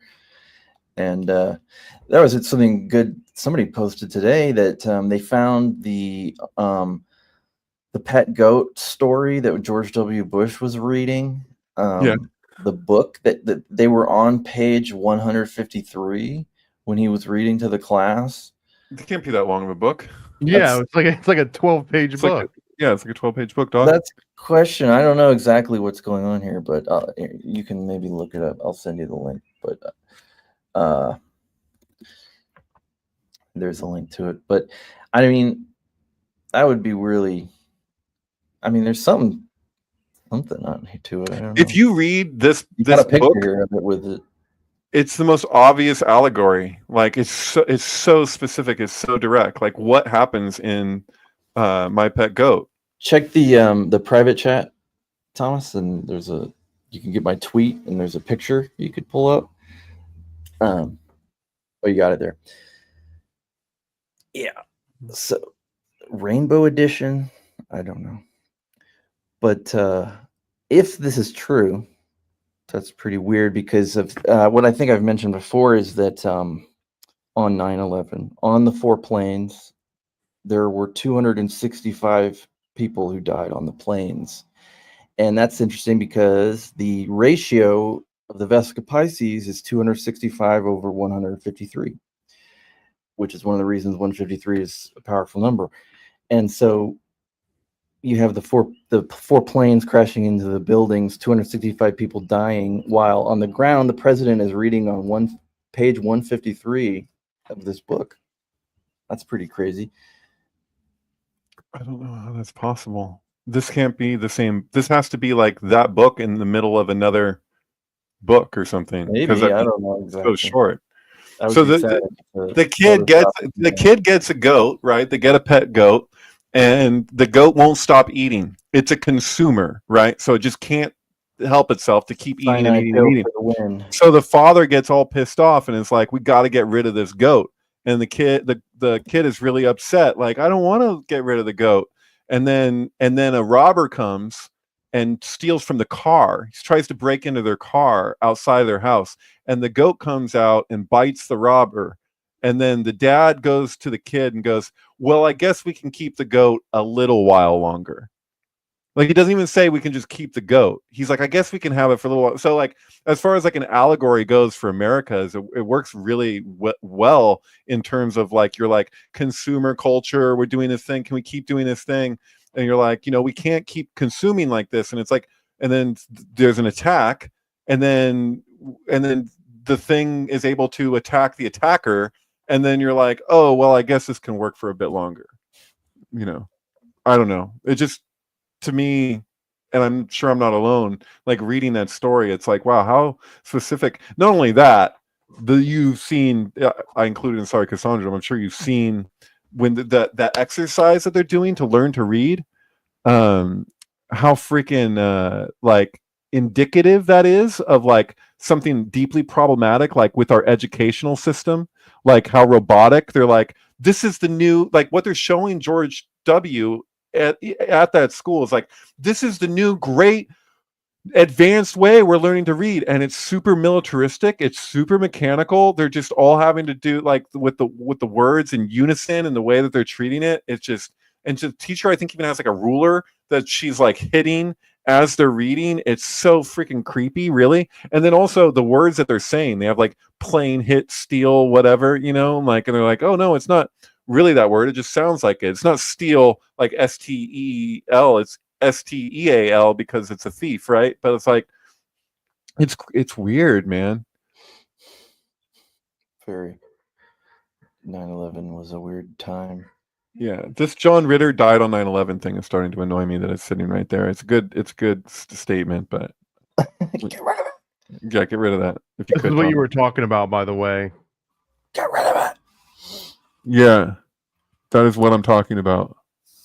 When she's showing it, and he's like, the way he's sitting there, and he's just like, oh, this is all really interesting. Like, there's something like about the way we process 9/11 that's like indicated in this happening, like that we're like there's something wrong with like we are all children being yeah taught a new like language, which is also what being there is about, basically. In Forrest Gump, where you take Forrest Gump as like what is the word for it, but it's he's a stand-in for the boomers, basically, and just the whole generation of Americans living through that time just blissfully unaware of what they're just an idiot, kind of just not really questioning anything that they're seeing. right. The she goat is in Hebrew is the same gematria as Oz, the Hebrew for strength, which is 77. It's even the same word, right? She goat, yeah, a female goat is the same value as Oz. Interestingly, also 77, I believe, is the gematria of Pan in Greek, which is like a goat type figure too, which is kind of weird. And the Greek gematria, so weird. And Flight 77 hits the Pentagon. Right, the Pentagon, the goat, yeah. It's a 77-foot tall structure. Right. Yeah. No, it's weird stuff. It's funny, like what is it in a John Ritter's made for TV story of L. Frank Baum, where the kids are all around and he's telling the story of the Wizard of Oz, and John Ritter, speaking of John Ritter, who was just in Stay Tuned, we were looking at, but the kids ask him what the place is called, and this magical land that he's describing to them, and he looks around the room and he sees a filing cabinet that says O to Z, because it's the different filing cabinets, and he goes, it's called Oz, and like as though that's where he came up with it, as though that wasn't the Hebrew for strength. That's the two pillars of the Kabbalistic tree as relates to the whole thing in the Wizard of Oz. But yeah, no, it's crazy.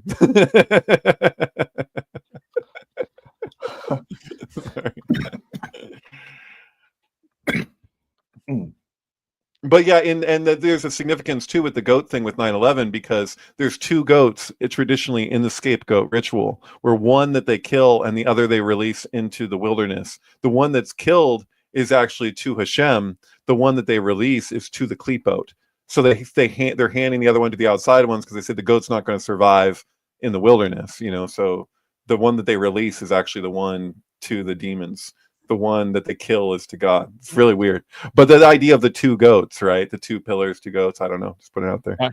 I think that springboards into a question that's been burning my brain. We're on the topic of sacrifice. What do you? So like, I read a little bit about the Mayans this past week. I'm just wondering, what do you guys think the implications were of ending human sacrifice and lamb sacrifice? The human sacrifice for the Mayans didn't come until much, much later, they say, or at least Manly P. Hall says, in The Secret Destiny of America, speaking of which, he and I don't think he's the only one to make that argument, that the Mayans lived in a peaceful kind of way without human sacrifice until at the end of their civilization, which is supposed to be one of the longest running civilizations to live harmoniously on planet Earth or whatever. But yeah, what did I answer? Did I speak to even what you were asking? I'm sorry. That was like as an aside, but yeah. No, that's great. I guess what were in that context. Now you can talk about what the precedents were for that human sacrifice. What was the overarching philosophy? Did it solve anything? And what was the implications of the aftermath, I suppose? Right. So keep in mind that for the Mayans, we apparently know this. I've discussed this with Andreas a long time ago, like a couple years ago, but they had that game where that was kind of like a mix between basketball and soccer, and they would have a stone that they would hit with their chest and try and get it through a hoop that was up on a wall, and it's like this arena, and for the longest time it was believed that the loser got their head chopped off. But then it turned out, apparently, that's actually the winner. So people were literally trying to win this game, and if they won, they got their head chopped off. there's indicators that we know with the Mayans that they had a completely different relationship to a conception of life and death, right? So, oh, there you go. There's the game, right? So yeah, Puck. right, which is pretty freaking hardcore too, to even be like hitting a stone with your chest to try and get it through a hoop against a wall. Like, it's just nuts. But yeah, and then I feel like striving- I'd be throwing those games left and right. What do you mean?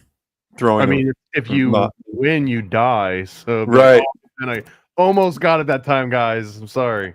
Right, but they related to life and death in an entirely different way, and their connection to nature and everything, you know, like, or not just nature, but like existence, you know, like I don't know, like it's a trip, like, you know, we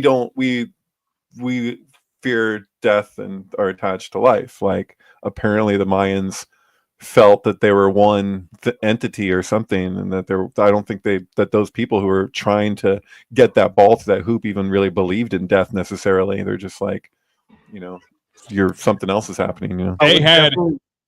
They would say, "Oh ye of little faith." Little faith in the afterlife. That's right, well, really keep in mind the conquistadors hadn't gotten there yet, so you know, what the hell. I'd rather play with the Mayans and the Aztecs if we get to pick between the two. The Aztecs were the crazy, scary ones. Bro, there's something. I'm not even gonna read the entire article because we would just get kicked off immediately. But really, everyone just go and look this particular ceremony up. I don't know how to pronounce it. Ochpaniztli. Anyways, Ochpaniztli. It is the wildest freaking thing that I've read in such a very long time. Okay, so Thomas, maybe we can tie this back. Do you not see this as an example of us? And if you're to look at the trajectory of the whole of human history, that we've at least, developed in some positive way, or in terms of like understanding, or is it just the opposite? Were we smarter then?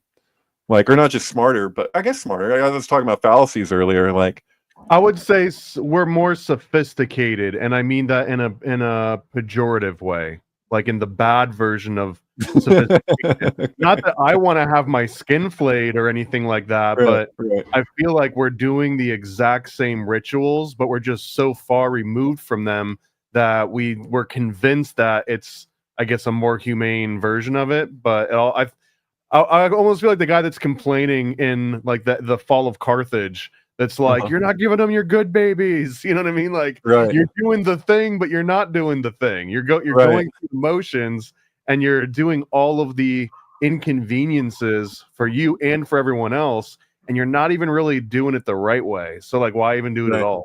Yeah, I think I might actually disagree with myself a bit, because it depends on this very specific context of when it comes to development, what we're talking about specifically. Because in certain areas, I would say we've completely devolved, and in other areas, I would say we've undeniably evolved. So it depends, you know. But yeah, I don't even know. I'm gonna take a position that feels so real, you know. Whatever. Well, I got one practical example that maybe I bring up far too often, but that. There's some theories that the battles that they used to have between different tribes was not just fighting over land, but over the actual battlefield. And then as soon as the battlefield was done with, you'd go and plant your crops. And then through eating the crops, you're eating like the power of either your ancestors that died there or of the enemy, and gaining all that. But that also just the nutrients from human blood alone really did mean that the crops would grow better. So So there was a very specific, practical and pragmatic and physical consequence of winning that war. And now we've got, even if you replace war with sports, you've got that same thing. And it fascinates me how much time and effort is spent, for example, on like a football field or a soccer field. If someone realizes there's like one little loose patch of grass somewhere, it's the end. They have to go and like repave it all over again. So like now we're obsessed with the grass before the battle as opposed to like after the battle, right? Yeah, that's a section in the Golden Bough. Did you see that there? Is that where you're getting that? No. Okay, yeah, I think it actually repeats too. A lot of the things that you're describing, he's talking about where you'd have a battle and then the people die in the battle. I just made that up. That's not Fraser. That's me. That's all me. No, Fraser says the same thing that you just made up. Just you know, well, no, but yeah, I mean, you said it first, but Fraser Crane. You said it before you read it. There is what you're saying. No, I said it before Fraser did. Right. Yeah, he had a weird thing. If you look at the you keep wanting to talk and I keep interrupting you. American Time Machine, I've been talking too much. Go ahead. I probably have some latency. I forget how you pronounce that word. But like with so sorry, I don't know if it got too far off topic, but do you think the Mayans, they might have felt they had a sense that they were going to be conquered? If they weren't going to be conquered, would they have turned to human sacrifice in the way that they did? Do you think they intuited that they would be conquered, and that perhaps that was connected to that? I just love conspiracies. I love I love psychic energy, you know? Yeah, I'm not sure. Maybe it was a Sharon Tate situation and no one really died. They just made it look that way for future generations.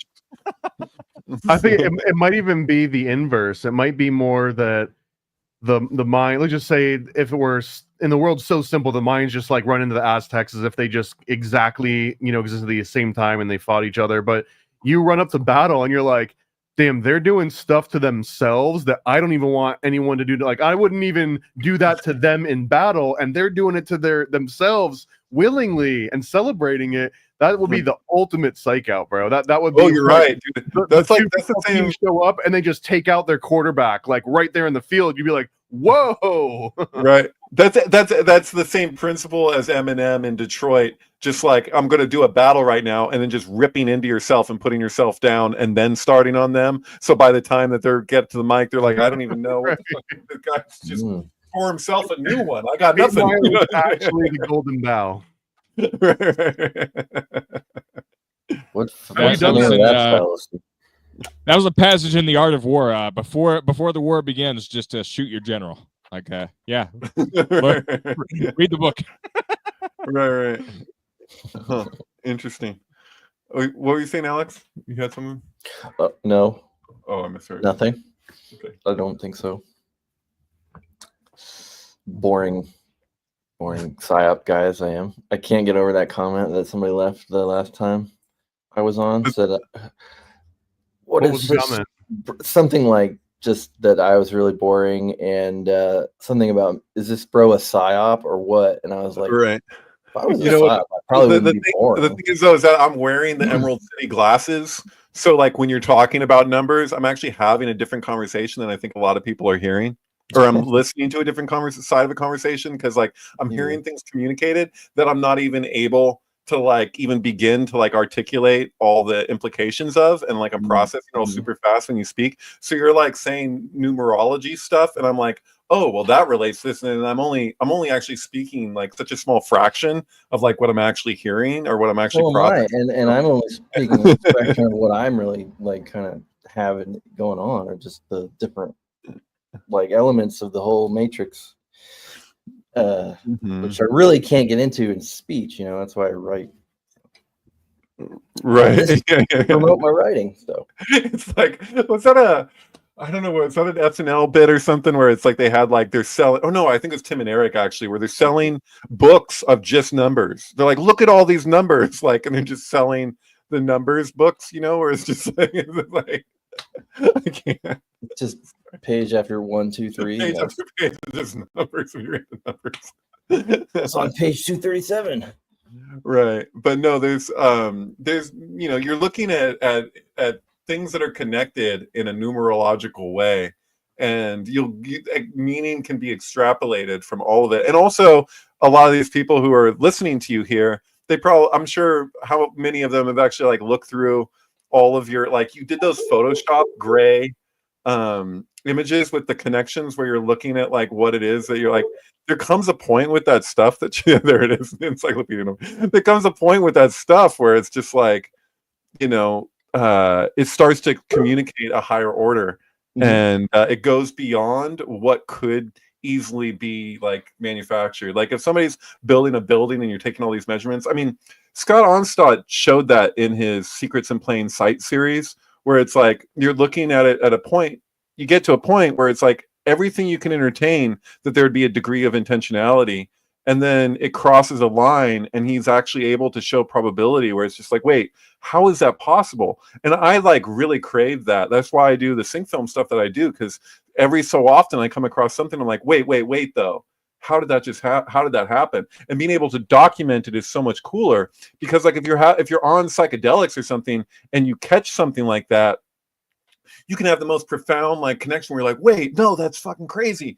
But like, it's that Maynard issue from 10,000 Days where you like, you have that, but then you forget your pen, you know, and he's like, and then you shit the bed again. And it's just like, you know, it's nice when you didn't forget your pen and you're able to write it down, and then you can actually show it to somebody and make it make sense, you know, to show how it makes sense. And so, you know, I'm into documenting like profound correspondences. You do the same thing through a different route, you know. So yeah, to me it's every bit as like sort of amazing. Well, I don't know every bit, but I mean, I've never seen Bigfoot or I've never seen a UFO or any of these things, but like when I find a really bizarre temporal synchronicity thing, it's, to me, it's the equivalent of seeing a UFO. I'm just like, this is impossible. This is something that it's impossible for this to exist this way, and yet it does.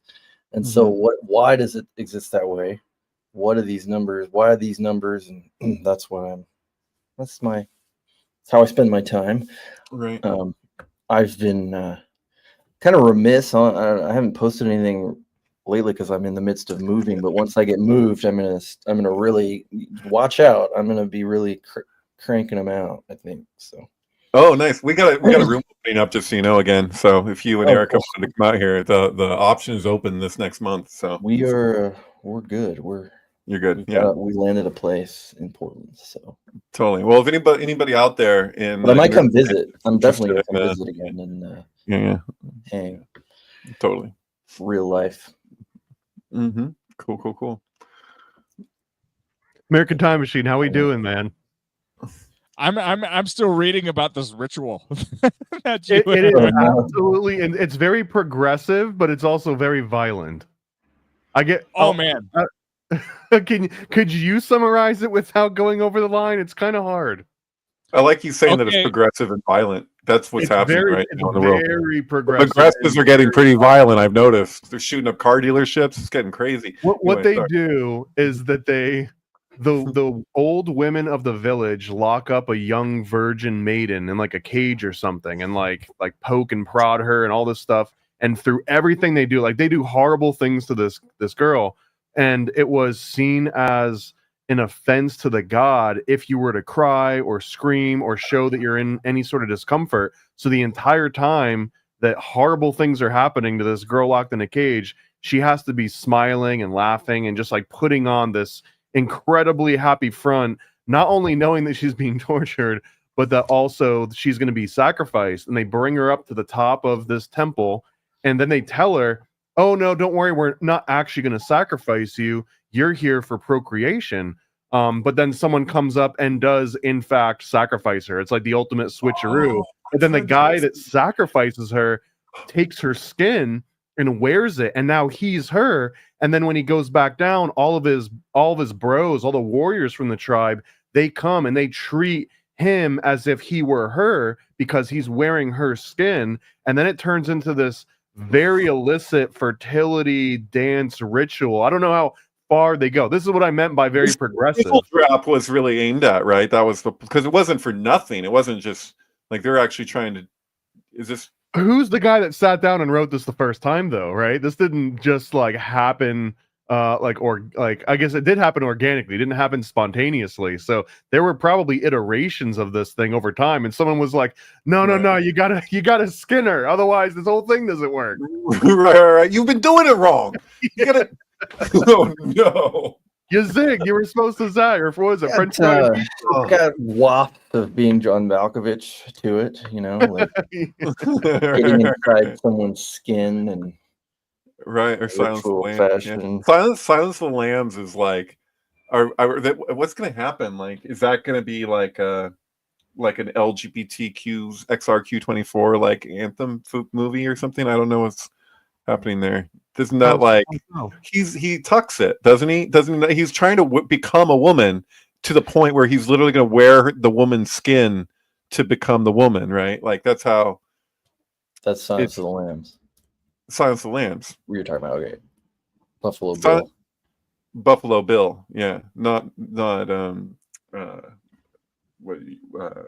John Malkovich, yeah. But yeah, no, just so you know, Silence of the Lambs is absolutely loaded with Egyptian mysticism, symbolism, all the way through and through.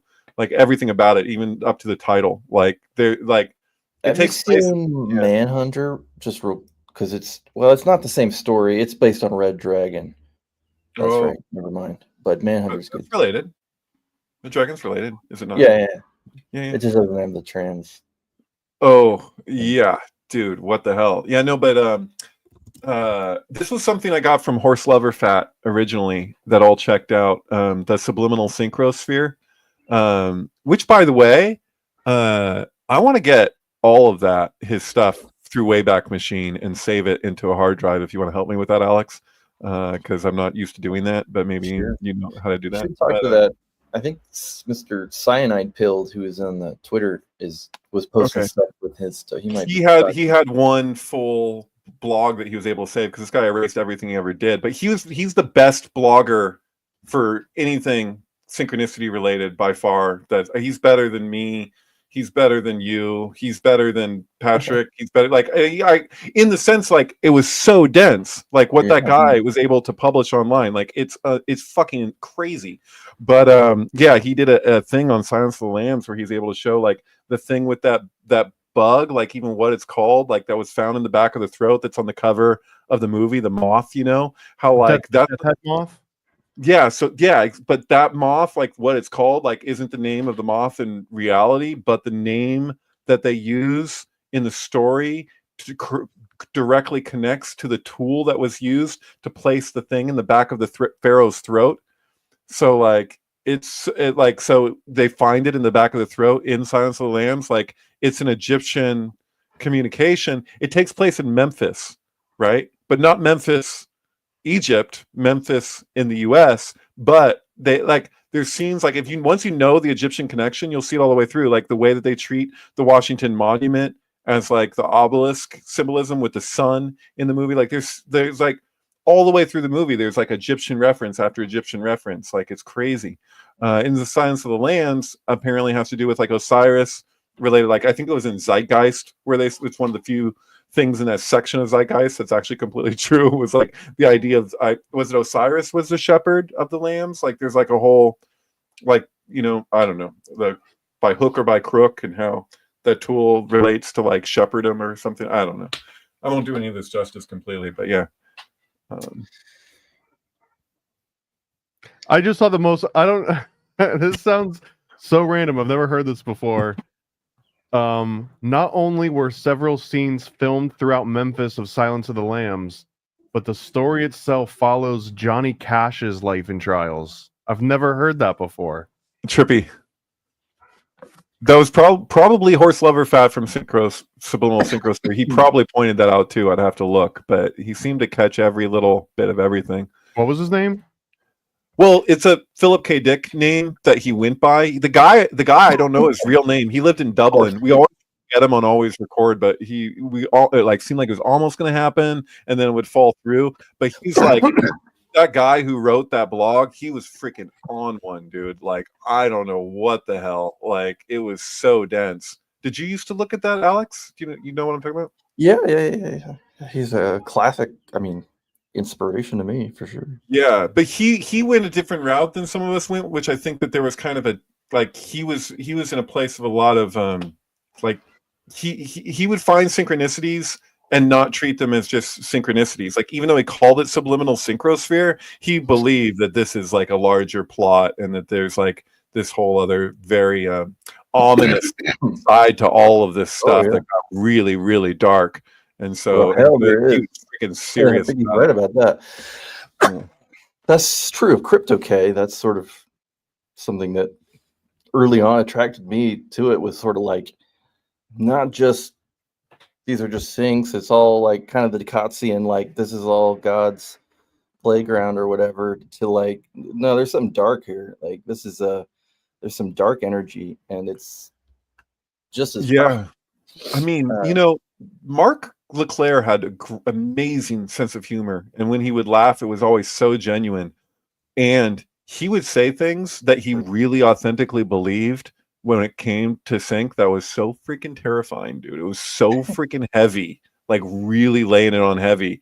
And then he would go from that to like laughing the next minute, you know. It's just like, it was really something else. But yeah, like Kubrick was Satan. Like Kubrick is Satan as far as Mark Leclerc is concerned. Well, like so he's all controlling.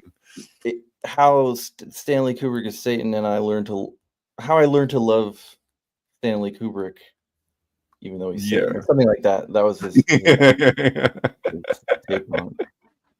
Right. Well, you know, that Saturn take, you know. At one point, my rabbi got like impacted. These years ago by the Saturn stuff. Like he went down some Saturn rabbit hole online, and he was like, "I don't know what to think right now." And I was like, I like went and I was like, "Okay, what do you look? I've seen this stuff." I was like, "What do you got? What's your Saturn query?" Moon Matrix? Isn't the rings of Saturn? They're disappearing at this moment because of the alignment, I assume. I don't know exactly. Right, because time is about to end as we know it. Yeah, it's always about to end. It ended on 2001. Right.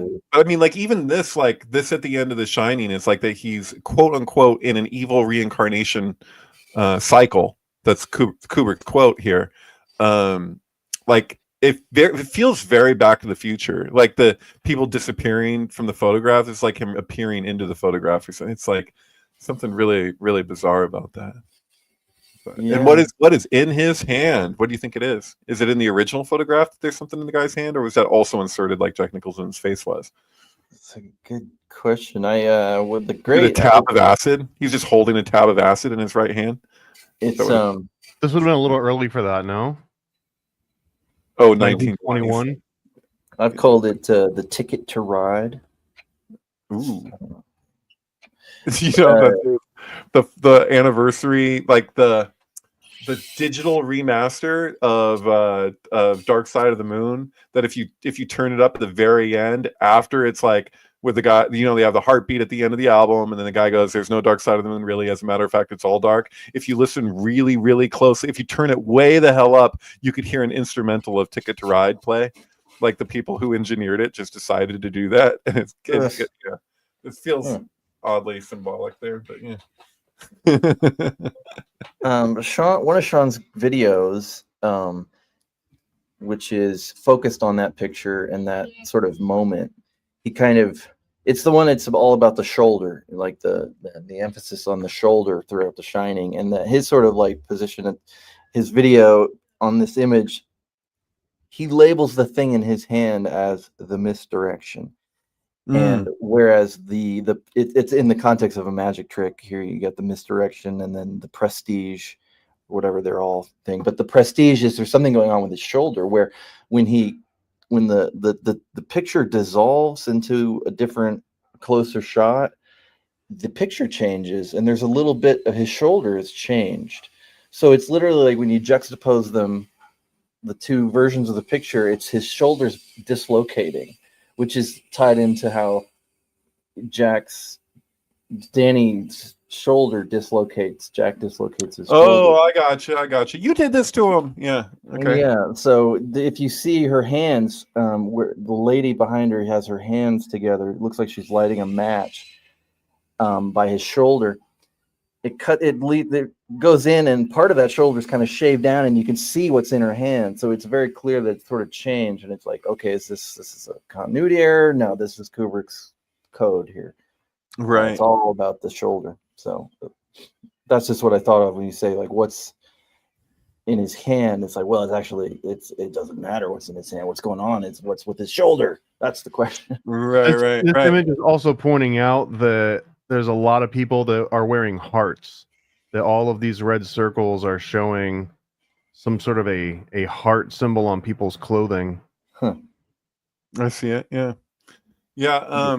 This original photo, they know now who that guy was in the middle. For a long time, even though they knew they had the original photo that was used here, they couldn't figure out, even though you could see his face, like who he technically was.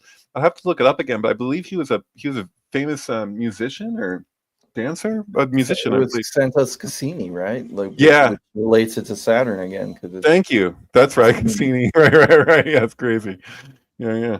Yeah, Cassini being the probe that was sent to Saturn by NASA. Mm-hmm. Is there credence to Rob Agger's interpretation that those people in that photograph ooh, that's a scary guy, that they related to the Federal Reserve, that they were the original Fed people? Is that they had the gold room? It's Yeah, gold and room. like Woodrow Wilson or something is in here at some point, and that Stanley Kubrick was like bullish on gold, I guess. Mhm. Yeah, no, that was a good. I remember that being a good video from Rob Agger. I don't always agree with everything he says, but it's usually about 85% I do agree with, which is really saying something for somebody like that. But, yeah. I recently watched one of his video on Full Metal Jacket, which was really interesting. He's really broken down. There's so much discontinuity in Kubrick's movies. It's a language. They're not continuity errors. This is intentional discontinuity, and why does he do it? It seems to be his whole modus operandi is to use cinema movies to make these absurd, impossible situations, windows appearing. This is supposed to be a list of the people. Woodrow Wilson is the man directly behind Jack. Benjamin Strong Jr., the first governor of the Fed. Margaret Woodrow Wilson, daughter of Woodrow. Eleanor Wilson McAdoo, another daughter of Wilson. So I guess it's just a bunch of people from Woodrow Wilson, Secretary of State, Secretary of Labor, Secretary of Agriculture. So it's essentially a Woodrow Wilson party. People. This is home of the jet set before anyone knew what the jet set was. Yeah. Royalty, all the best people. There's another aspect of the year. I think last time I was here, I was talking about the year and the month, July 1921. And one of the other things interesting that happened that month was on July 26th, no less, which is Kubrick's birthday, July 21. He wasn't born then, but on this day, there was a guy who he was a professional imposter and con man, and he basically conned his way into the White House into a meeting with Warren G. Harding, the president at the time, and his name was Stanley Clifford Wyman or Wayman. I never know how to pronounce it. There's articles about him. He was a famous dude, con man. Yeah, and anyway, I just think it's amazing that the pinnacle of his career, basically as a con man, was he conned his way into the White House, Stanley Clifford Wyman, and that's the whole being John Malkovich, or I'm sorry, the whole being there idea too, of the guy that kind of somehow he's not supposed to be there. He just kind of weasels his way into the situation. Not exactly weasels, but he just finds himself in there. So anyway, Warren G, yeah, WG 23/7. Harding being Hartford, and the Twister thing. There's lots of stuff to go with it, but yeah. I tried to watch Twisters the other night. I couldn't do it. It's bad. No one told me. Great, yeah. No one told me it was bad. You should watch The Twister, Caught in the Storm. Okay. The documentary on Netflix, which is about the Joplin tornado from 2011, and it's actually really interesting, really good. Cool. Yeah. No, I said on Twitter it was a better Twister 2 than Twisters. Nice. Why were you bringing up The Distinguished Gentleman with Eddie Murphy? You said that someone found themselves in a position that they weren't meant to be in, which is basically the whole premise of Distinguished Gentleman. I don't remember it well enough. I know I saw it, but it's been a while. It's basically where a politician, I think a senator, dies, and Eddie Murphy happens to have the guy's same exact name, and so many people didn't realize the politician died, and they thought they were just re-voting in the guy that they had seen campaigns for the last decade or so. And he ends up getting himself elected because he just got the guy's same name. And now he's in the middle of politics, and he's like a con man. So he kind of understands the language in a different way. You know that when that movie was pitched to the studio and what that meaning, they're like, okay, And you know, it probably didn't change that much. Like at least the basic premise that you just described. Like they're like so sold. They're like, I mean, I think probably Dave was like a similar thing, you know, where it's like they got the stand-in for the president, which is kind of more like the Paul is dead deal, where Paul wasn't really dead, he just had a stand-in.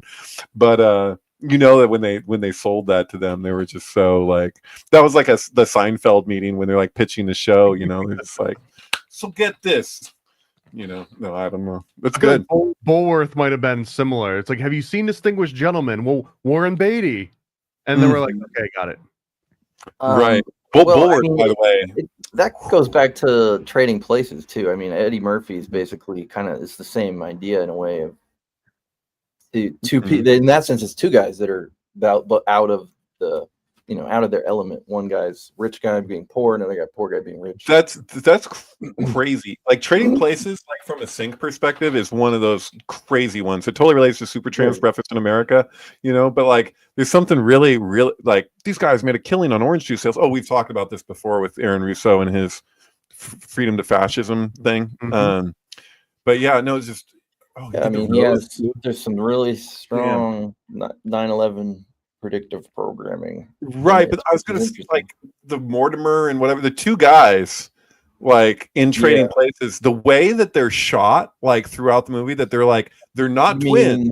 You mean they're treated like twins? Yeah, the older guys, the older guys, the two dudes from the Muppet Show exactly. But yeah, they're puppet masters in the thing, but like the way that they're treated is as though they're twins, but they're not twins. Same like it's like twin. We were starting this out talking about twins with showing twins with Danny DeVito and Arnold Schwarzenegger, but they do that thing where it's like, you know, they're like mimicking each other's movements and stuff, while it's just like even the way that they're shot is like implying that they're like one thing, even though they're not. So one of them is Ralph Bellamy, and he was in Rosemary's Baby, right? That's what I'm reading here. He was in. Who was he in Rosemary's Baby? Well, he was at the party or something. Probably Dr. Abraham. You know, he's Saperstein. He's Saperstein. Yeah.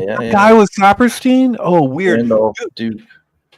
I know we're getting towards the end of the show here, but did you guys hear about Apartment 7A?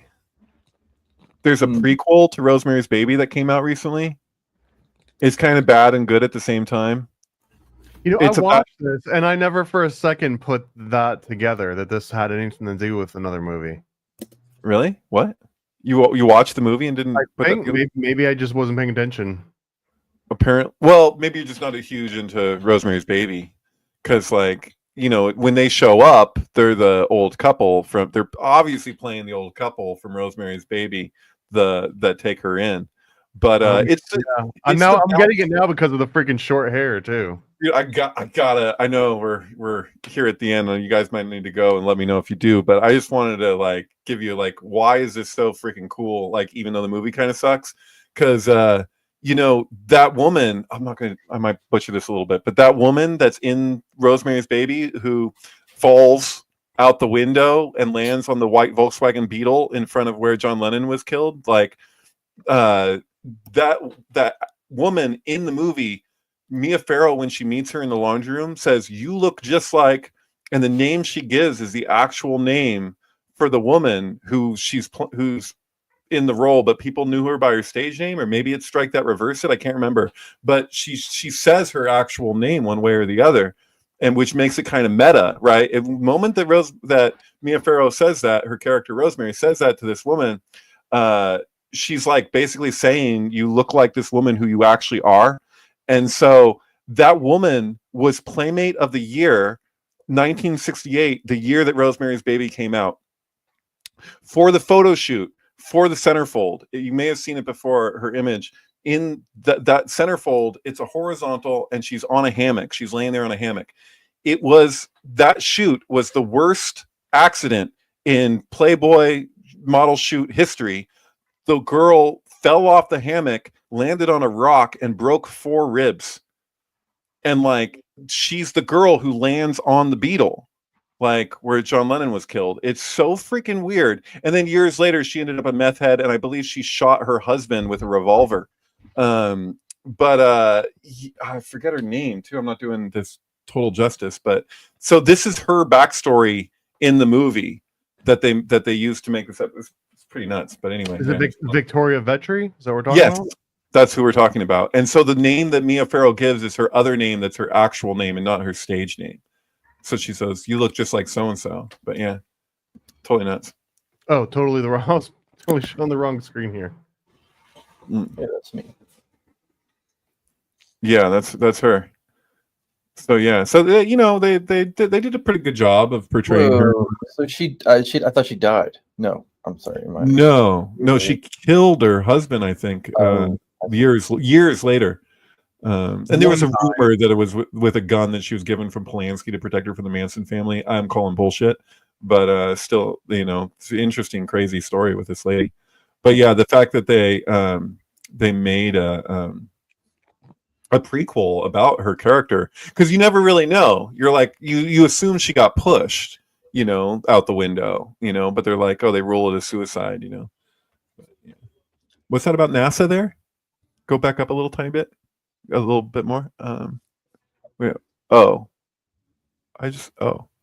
Checklist by a picture of her was inserted into Apollo 12 extra vehicular activity by pranksters at NASA. Okay, there you go. Pranksters at NASA. How many times do we hear that? Yeah. Whacking off in space.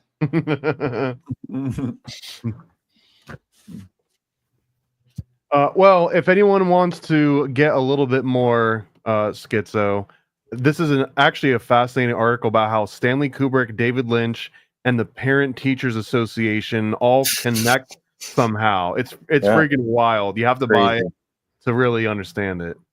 Yeah, it's actually a podcast about the Parent Teachers Association. Okay. You can listen to it while you're on your commute. This is Crypto Kubrology. This is Alex K. Go ahead, pitch. Oh yeah. To sign up and do the thing. This is my Substack. Thank you. Podcast episodes, in-depth articles on synchronicity and using the methodology we call Crypto K or Crypto Kubrology. Yeah, it's a subscription for my archives. You can read, I've got 6 or 7 big articles you can read that are really worth reading if you like this sort of thing. So, and there will be more to come.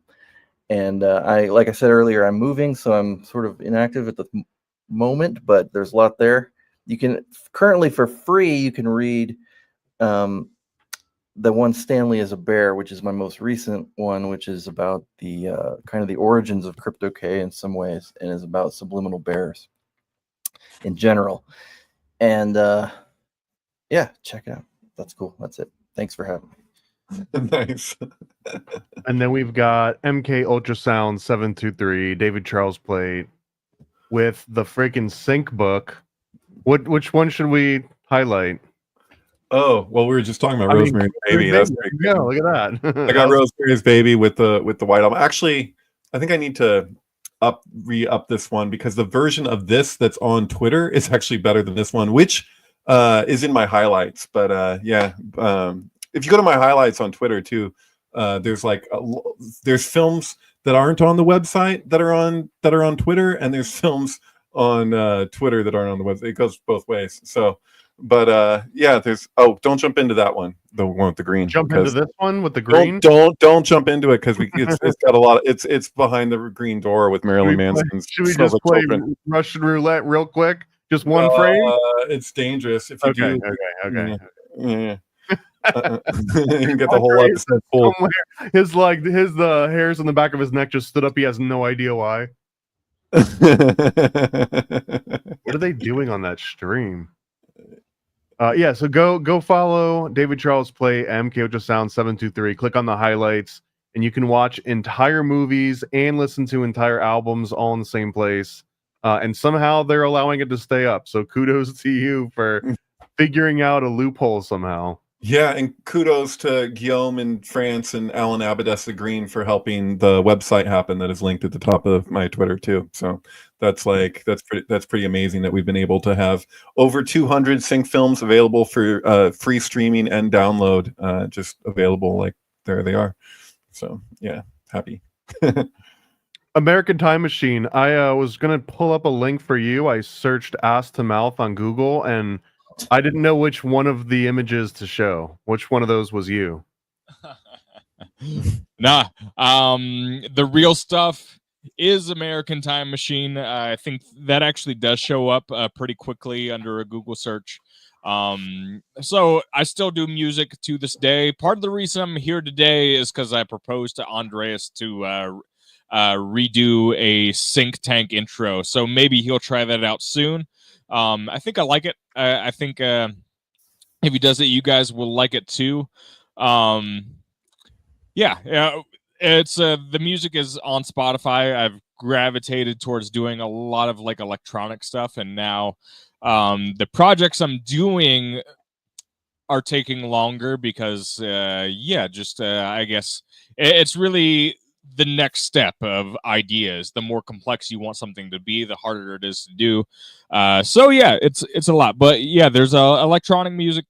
And what I told Andreas is I'm trying to bridge the gap between stuff like Johann Sebastian Bach and David Tipper. You know, it's like get the best of both worlds. Yeah, I love melody. I love playing around with melody. I love a lot of space in my music. So initially, a lot of it won't sound as loud as other tracks. That's because I'm not compressing it all just to, to punch at you. I think that gives a lot of freedom to the listener. So yeah, I like doing it. It'll be probably a long time before the next project actually drops. And part of that's just due to personal reasons, but you know how it is. It's been a lot of fun. It's been an incredible journey. I do like being on SyncTank because I like the topics generally that we go over, that you guys go over. I find it to be a lot more on the interesting side than a lot of other podcasts out there. So that if I didn't talk much, sorry about that. It's not because it's not a great panel. That's part of the reason I'm like, well, you guys do all the talking. It's I think you guys do a great job. So it's not for lack of, I guess, anything. If you believe me there, so.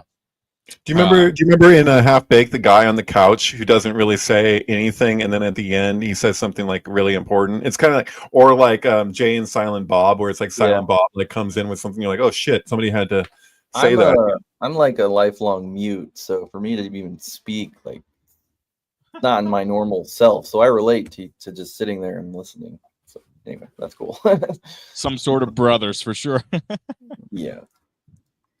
Well, if we're already looking at music, while you're at Spotify, after you add American Time Machine to your list, go right over and go to Sound Scientist. And there's a brand new album. If Andreas was here, I'm sure he would be loving it too.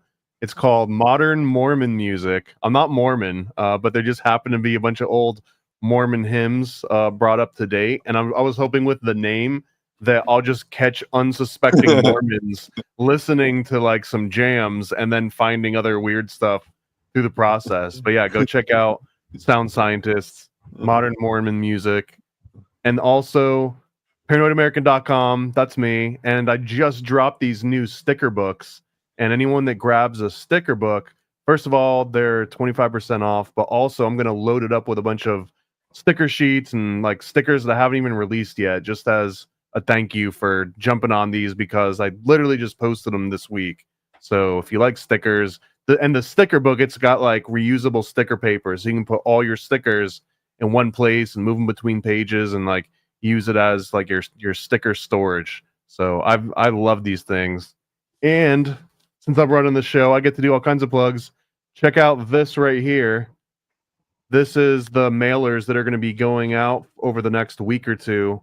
And hopefully you're in a small town, and when this shows up on your doorstep and it says, "Are you under Illuminati mind control?"